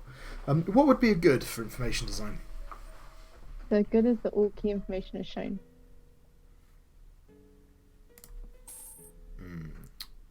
Yeah, so that's definitely true. Excellent. So excellent is that all key information is shown clearly. I think it achieves excellent. And what would praiseworthy be? The praiseworthy is novel yet clear ways of showing key information. Yeah. I mean, is it quite stretched to that? I mean, I do really like the mechanism. But maybe it doesn't quite stretch to praiseworthy. But I certainly think it's at the excellent level. Yeah. Yeah, I think it's good that like they show which ones are going to be affected. Yeah. Because sometimes it's hard to guess when it's like text like that, when it's like yes. the previous one about a school is like, so what exactly would that affect in this situation? As you could like argue it could affect a lot of different things. And sometimes it's difficult to see, right? So there's like when Matthew was murdered and Percival's tyrannical rule started, like, whoa, who could have foreseen that, right? So okay. So if we move on to graphics, the graphics are really lovely. Really nicely done. The consistency, the handwritten text, the font they've used, very simple but very effective, stylish. It's good, really good. So what would excellent be for the graphics? So excellent is consistent, effective, and appealing graphics. So I think they've definitely hit that. And for praiseworthy? The praiseworthy is consistent, effective, and thematically resonant graphics. So, yeah, I kind of thematically resonant. So I think that's supposed to be about the idea where everything is working together to create an effect that's bigger than the sum of its parts. Is kind of what we're after. And I think there are elements of that, things like the sketched out, these areas here where the text is and the way they're sketched out. That works really nicely. So I guess the only thing that I would potentially point out is the stats. Maybe if they'd done that in like a similar style to the they're dialogue. a little bit out of kilter, aren't they? Maybe we do halfway between the two to represent that they have elements of this which I think at the praiseworthy level. Yeah, because I do think it is really good. And the music as well. So they've got that nice tinkly medieval music. And they do have sound effects like the huzzah when you take a choice. Let's see what happens now, actually. So, hundreds of cats have been crossing over our border to flee from Percival's rule. They're begging us to liberate the cat kingdom. We shall rise up and fight against the oppressor. So, this is interesting. It's not giving me a highlight now. Is this do you think this is a big end choice or something? Potentially. Let's rise up and fight the oppressor, shall we? Yeah, see what happens. Although our military is not very high. I have sent the order. It's not in order to defeat this tyrant. Okay. I feel like I've got to an important point. Yeah, maybe it's like coming towards the end. Your forces were routed by Percival's superior army. Oh dear. You are pulled down from your throne and publicly tortured in front of your own subjects. This is the end of your reign. Well, that went well. Yeah. Play again. Long live the king. Marvellous. Alright, so my military wasn't high enough, basically. So, we will send... I'm going to treat them badly, right? If they're going to have a fit at some point. Right, so we've got... No, I want food and military. So we've got little sound effects like the meows. I mean, they're only tiny, but they add so much character to it. So for audio, what would good be? So good is complementary audio effects and music.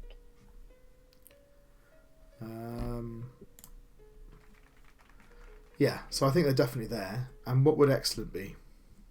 Excellent is complementary and appealing effects and music. Yeah, I think I would go as far as that. I think that they work really well. They suit the game, and they've made us laugh. So yeah, that's got to be a good thing.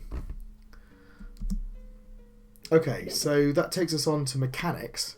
So that's interesting. So this is where the nature of this type of game starts to be perhaps an issue.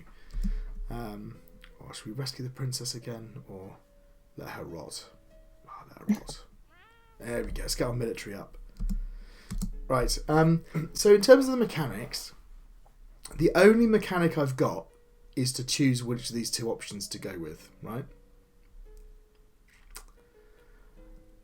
Yeah. I think as a simple game it works, but it feels to me like it should have a little bit more to it, right? So the way that you might be able to do that is by, for example, giving me a choice of who I should have an audience with, right? So perhaps these characters that are coming up, which are great, maybe I should be choosing which one of those characters to speak to, right? And then making a decision, right? And the number of characters, that might change. Sometimes I might have lots of choice, and sometimes I might not have much. You might add flavor text onto there to help me out. But that might be another mechanic to enable me to say, look, I'm interested. I need to concentrate on my military, so I want to... And that would make me feel like there was both a bit more agency within the game, and also there's a bit more in terms of mechanics going on. But really, the mechanics are quite simple. What would a satisfactory be for mechanics? So satisfactory is a set of consistent mechanics.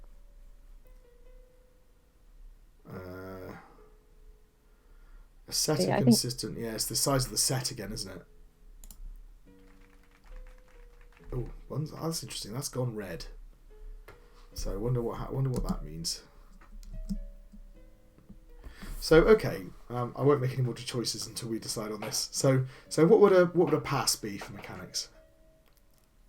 So a pass is a set of inconsistent mechanics. Okay, so I don't think they're inconsistent. And what would a poor be? New mechanic. Yeah.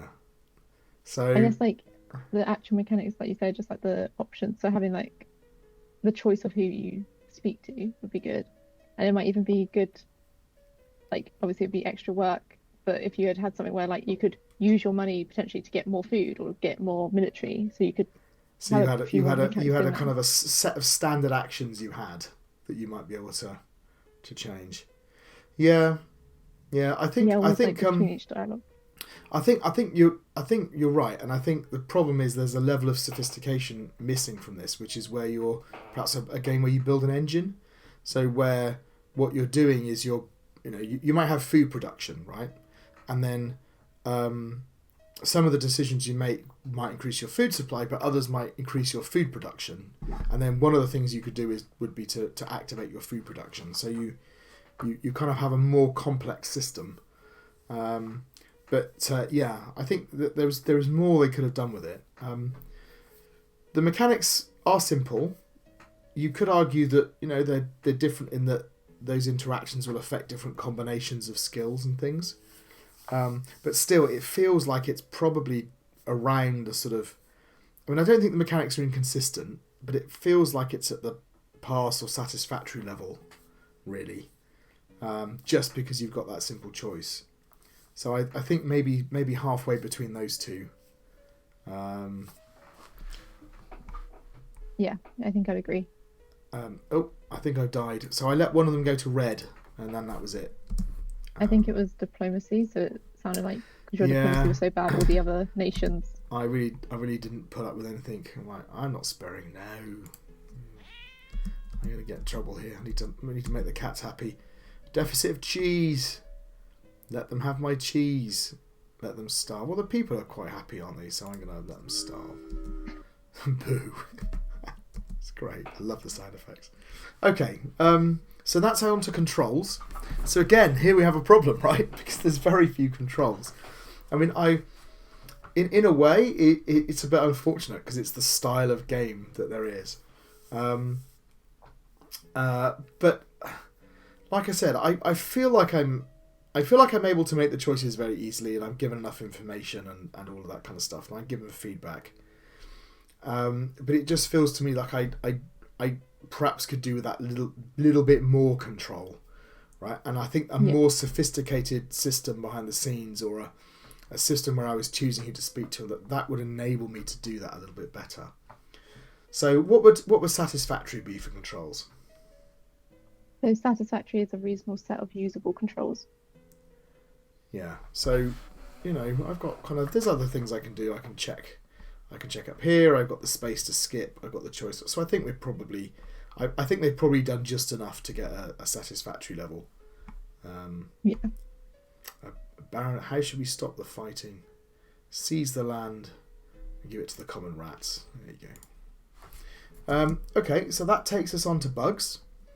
I think there's no real bugs.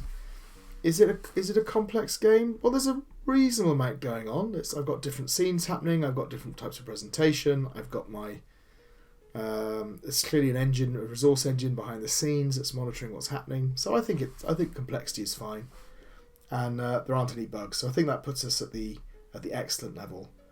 I wouldn't say it was an overly complex game though, which is what you need to be higher than that. But I think excellent is fine.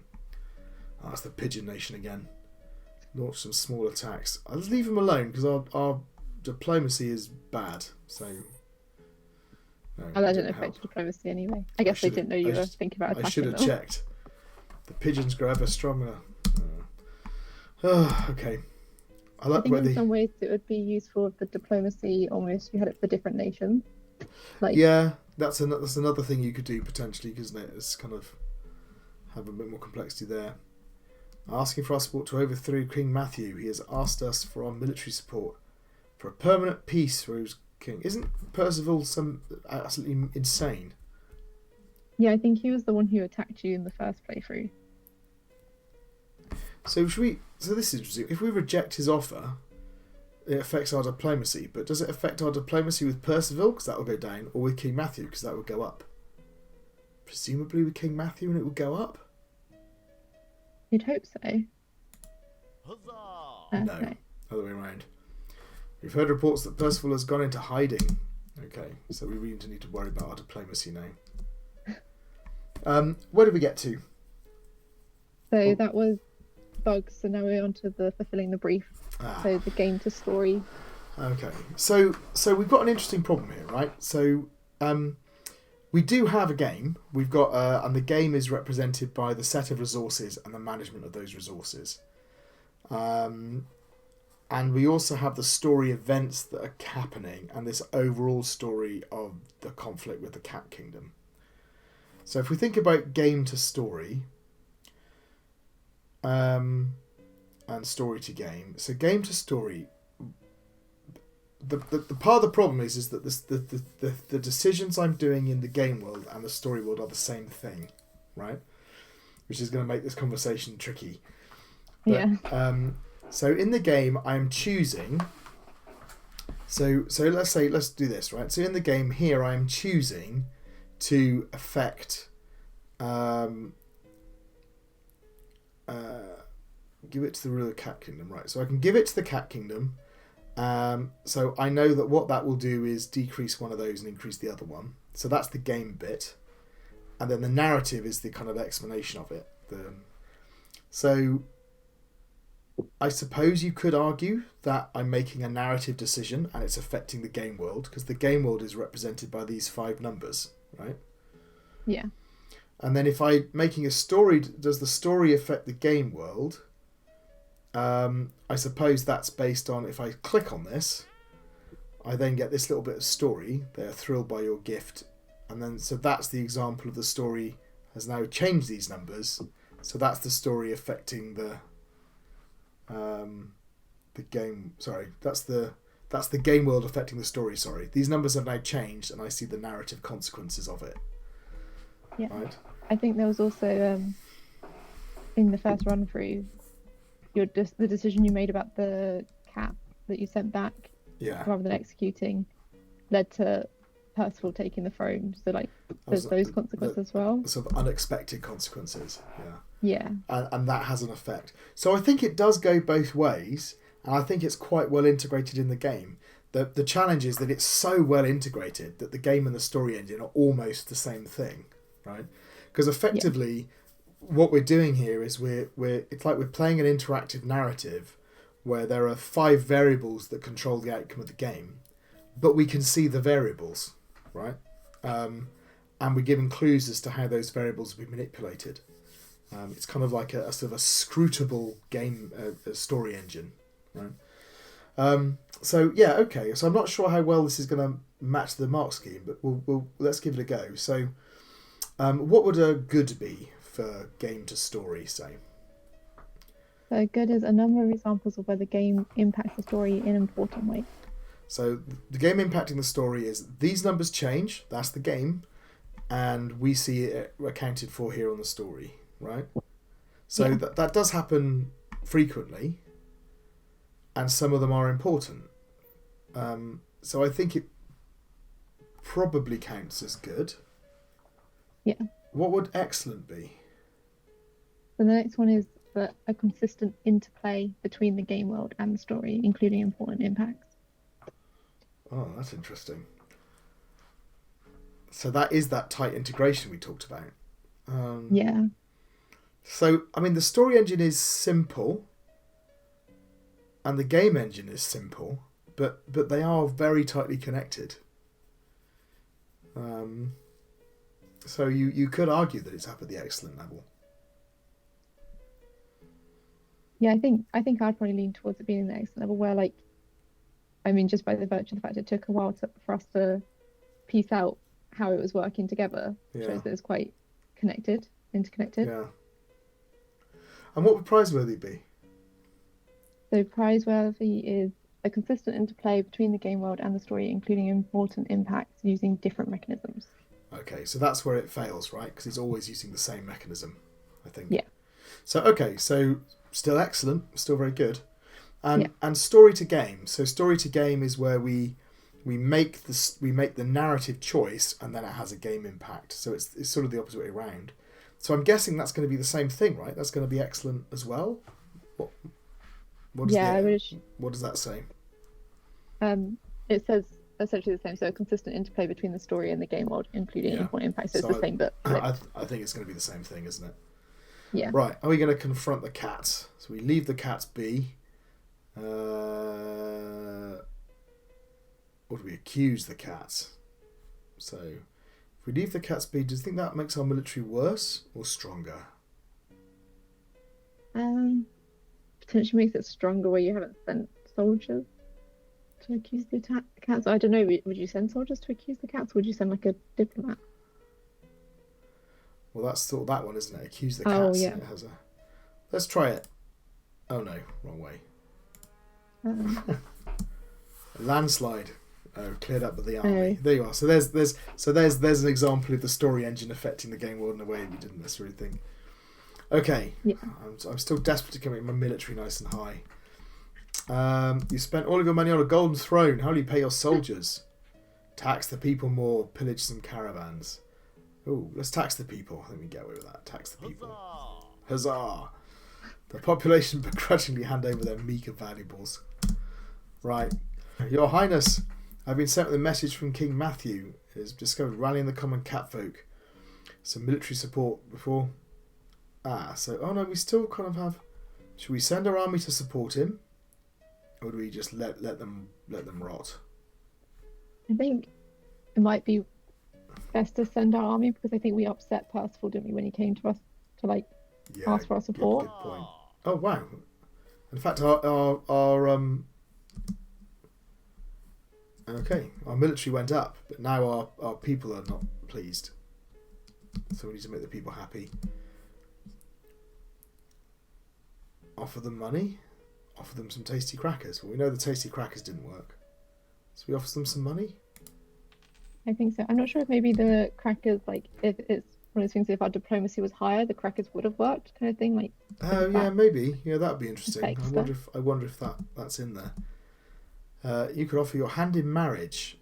I don't. Oh no, this is interesting because this affects our critical one. Do you think that people will be happy? They'd be happy, wouldn't they? After all, what could go wrong when a prince marries somebody? Yeah, exactly. Yeah. No long-term consequences. No long-term consequences at all. Or a popular bestseller. Let us share love and land. I can always write about it later if it goes wrong. Oh dear. The people were not Subjects happy. disapprove. I've married an American, haven't I? That never ends well. Oh dear. No. All right. Okay. I've found another ending, but this one, the one where the people get fed up with me, kicked me out. They chuck rotten fruit and excrement at me. Marvellous. That's not good. No. All right. There's lessons there, isn't there? Oh dear. Okay, right. So where do we get to? So that was the story engine. So let's think about the agency then. So that's the structure and the choices. There's lots of little decisions all the way through, right? And it feels to me that I'd be interested to see what it says in their game notes, because there seem to be some of these major events, like the rebellion by Percival or the assassination of King Meowthew, right? That only get triggered in certain circumstances. So they feel like they're kind of major structural differences. What do they say in their game notes about the structure? So the first event, I think, is always this one about the Cat Kingdom and being in disarray. Yeah. So that kind of And sets then- us off. So then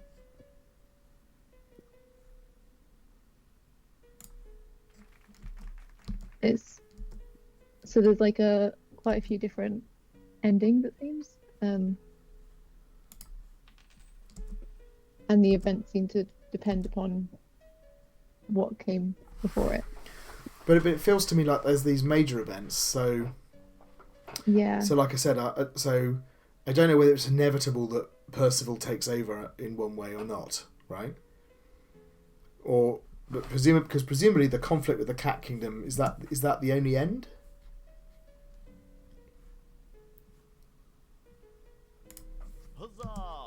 I'm just reading through the different ends through the Okay. Cat Kingdom. Yeah, here we go. Let's sell him some weapons. There's a route that seems to get you to an alliance with the Cat Kingdom. So then King Meowth himself made the journey to Ratopolis to personally thank you, despite the Okay. rocky paths between our two nations. I'm sure there's So- a new prosperous era. So we don't necessarily end up with conflict. No, it looks like there's a few. They seem to be color coded. So there seems to be 4 endings which are green, which seem to be like Meowth and you are friends, and there's no conflict. Yeah. And then there's a few that are like red, quite a few that are red, which I think are conflict. Yeah. So my feeling is that there's multiple routes through. We've got multiple endings. So it feels like there's reasonable complexity to the structure. What would be a good first structure? So a good is several branching points. So I think we definitely got several branching points. Yeah, Well, I think I just saw the answer to the question you had as well about how much Okay. were like main story events. It seems that it's like a main story event and then 3 non-story events. Right. Okay. Yeah. So there's sort of 3 planned things that will always happen, or So there's 4 main story events, like up to 4 you just encounter in the game, and then it comes to an end. okay. So we've got And these then- four key things. Yeah, the non-story events seem to be like it says it's randomly determined which ones Yeah. go in. So that's quite nice. I like that. So okay. So it definitely hits us the good. Then we've got a set of options. What would excellent be? So excellent is a number of branching points throughout the game. And I feel that's true. We've got these key branching points, and they're woven in. And what would prizeworthy be? So prizeworthy is a network of branches and paths through the story. So I suppose this depends on how interconnected they are. So what does it look like in the structure? Do we kind of, so for example, do I always see the same 4 choices, or do the choices I see vary according to the early choices I make, or So I think it looks like there's Here event we 1 go. is always the same, and then there's 2 potential event 2s, and then 4 event 3s, and then Okay. So that 8 event 4s. so that is actually quite a decent network. So Yeah. it's not like 4 events where there's only 4 things happen. There's multiple levels, like a set. So that's good, actually. So I think that's that was at the excellent level, wasn't it? And Yeah, excellent is a number of branching points throughout the story, and then Prizeworthy was a network of branches and paths through the story. Yeah. So can you cross across do those events, is it like a tree, or is it a network essentially? In other words, can you get some of the later events by through different paths?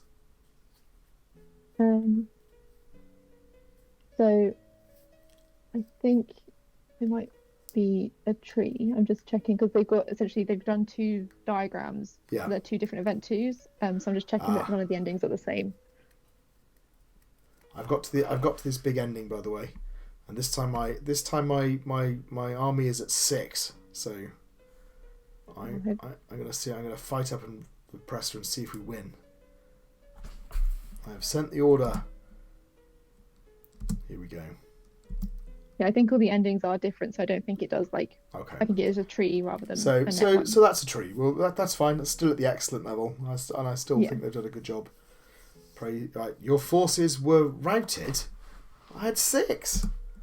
Oh dear, that's disappointing. I wanted to defeat Percival. Okay, and then the choices we get. So this is about whether they're interesting or not. So I think they've done quite a good job here because they haven't shown us the value changes.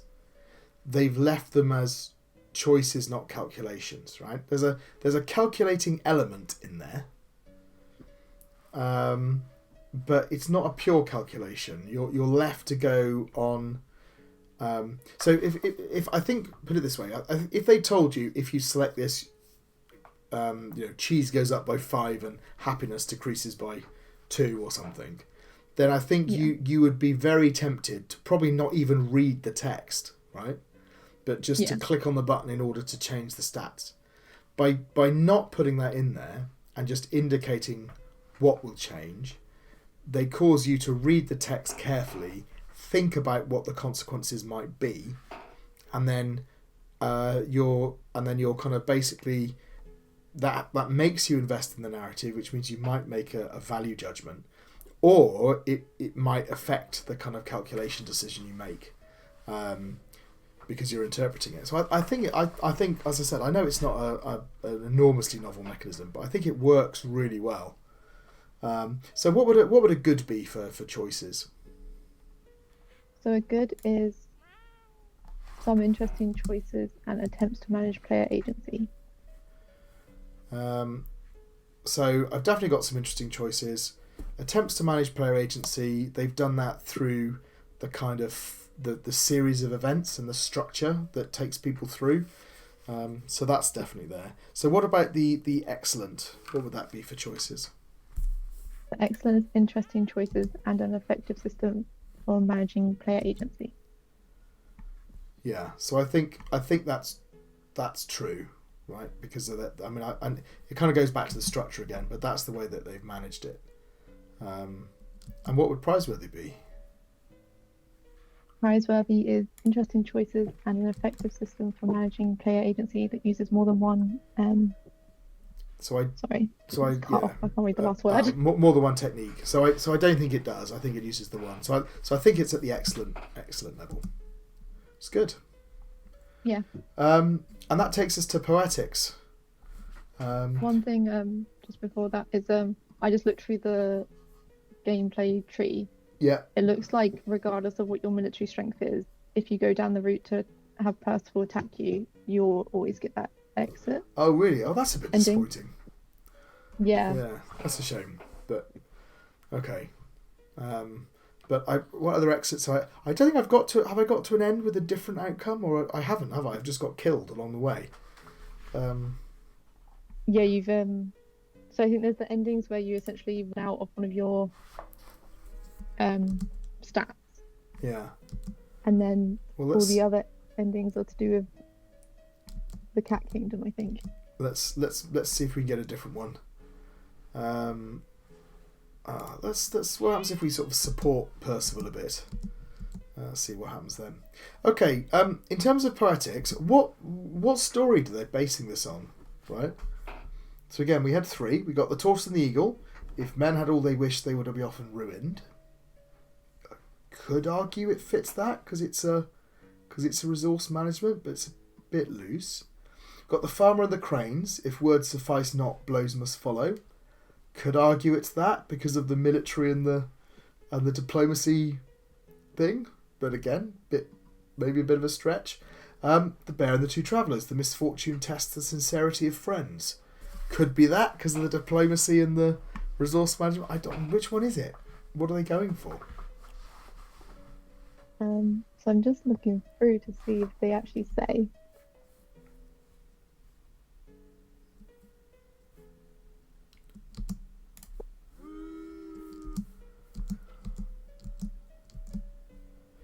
So, it's the pigeons again. Send in the army.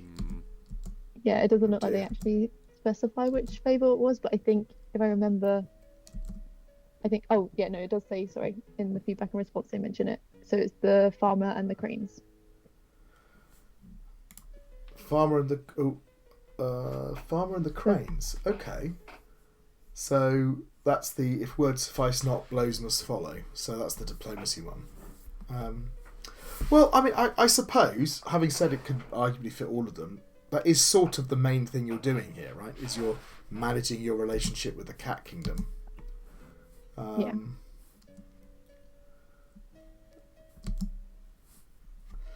So, but yeah, I don't know. This seems to be one of the bits. Most of the narrative elements they've done I really like, but this one just feels a bit loose. And also then in terms of the mechanics and what I'm actually doing is I'm obviously selecting options, but I am managing resources. So I'm managing different types of relationships. Is that really linked with if words suffice not, blows must follow? I don't know, really. I think maybe if there was more of a sense of impending I'm trying to think, what would it be? So for example, right, let's say that I didn't just have levels for here. Let's say that I had something that was more of a balance, right? And what I've got 3 points. I've got external, war, civil war, and coup d'etat, say, right? And I'm moving between those points. And what I'm trying to do is so my diplomacy is not, it comes back to what you said about diplomacy with different parties. Yeah. And it's that, isn't it? If I was managing that, then the if words suffice not, blows must follow kind of makes sense, because I either balance the words and I never get into blows, or I get myself and my army into position that, or my personal security forces or whatever it might be, such that when blows happen I win, and then the game would fit, I think. Yeah, it could have something, I guess, where like the other nations are the mice and the pigeons, which so like mice, rats, and pigeons are all stuff that cats would prey on. Yeah. But then maybe having the diplomacy with them separate, so you can like form an allegiance, and then maybe you try and be diplomatic with the Cat Kingdom, but you have to be prepared if you like haven't kept your military up strong and you haven't got that connection with the other nations. Maybe then it makes it a lot harder, and you definitely lose the fight with the cats or something like that. So I think that probably the way to make it fit more is that sophistication, is to either have these different factions all represented, or to have something where you're balanced between them, and it's a balancing act. But yeah, as it is, I don't think it conflicts particularly, but I'm not sure it really reinforces that message. It feels quite loosely connected. What would a satisfactory be? So satisfactory is that narrative and gameplay do not interfere with one another, but the key mechanics have little to do with the themes of the story. So I think it's at least there. What would good be? Because I mean there is some resonance to the themes of the story. Yeah, so the good is narrative and gameplay complement one another as the key mechanics are in keeping with the themes of the story.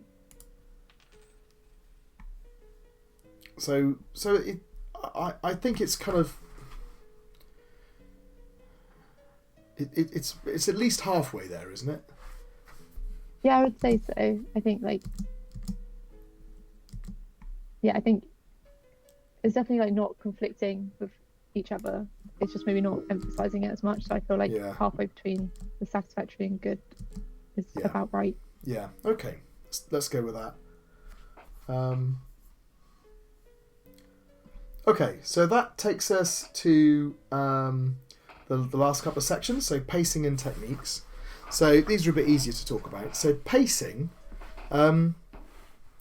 Pacing is interesting.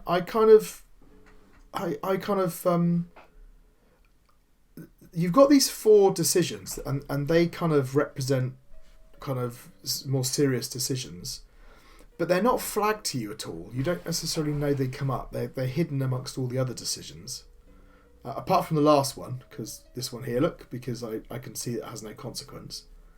Do we use our defences to wear them out? Strike. Let's strike. Let's see how we get on. Our troops have launched a surprise attack. We're going to get routed again, aren't we? I've only got 4. Oh no, here we go. The severed head of King Percival. Marvellous. Great. So so pacing is interesting because it does have these kind of waves to it, but they're not emphasized, and therefore it does feel quite flat. Right? And then the final decision at the end, it is a big decision, and you kind of realise it's different, but it's not set up, or you don't build up to it in a particular way. So I think the pacing might be, again, one of the weaker aspects. What do you think?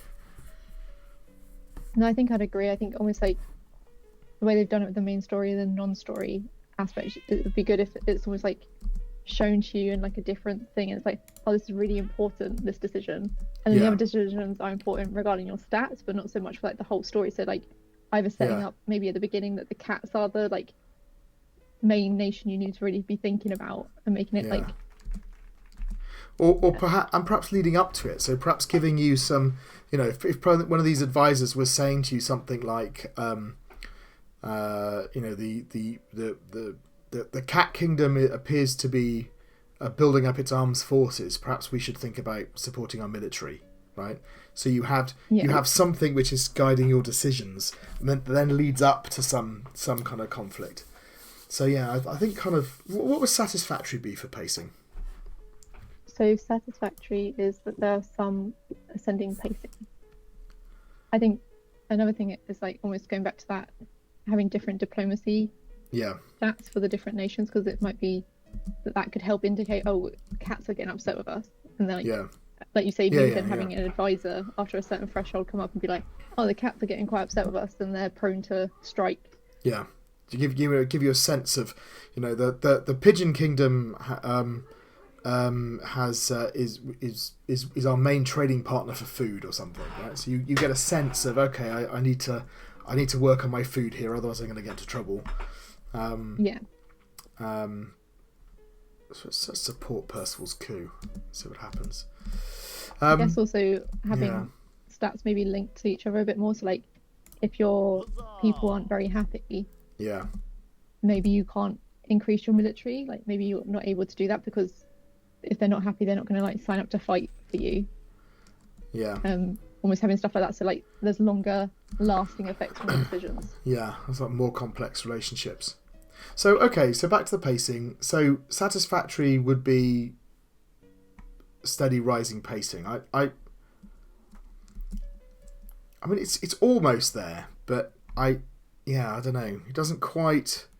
It's because there's no countdown, or there's no kind of, I don't know how far I am through the year, or what would a pass be for pacing? So a pass is pacing is unclear or flat. So I don't think it's quite flat. I think we clearly have these different things. And you could argue, yeah, it's a difficult one. Maybe we should settle on sort of halfway between pass and satisfactory. Yeah, I think like you say, they could have had something like months in the year or something to give an idea of time. Yeah, or just give us a sense that, you know, we need to have some kind of sense of rising stakes, I think. That's the problem. Yeah. Okay, so the next one is technique. Yeah. So the techniques, we've got the we've obviously got the kind of the interaction I've got here, where I can see the people coming in and out, and get a little picture of them. I don't think the pictures change according to story state, which is one way they could have done it. But I definitely get this. So we definitely have the use of a one technique that works well. I think we also kind of have cutscenes where it fades away and I get the text that explains what's happened. I know it's not a full-on cutscene, but we can't expect that in a prototype game. So I think we've probably got at least 2 different techniques that are being used. So does that put us at the good level? Yes, that starts at the good level of use of more than one game writing technique. And what would excellent be? Excellent is appropriate and consistent use of more than one game writing technique. So how do they do it consistently? I think they do. I think the whole thing, it feels really nicely packaged, actually. It's a really nicely put together game. So yeah, I think excellent. Yeah, I think so. And right, lastly, what about feedback? What do they say? So,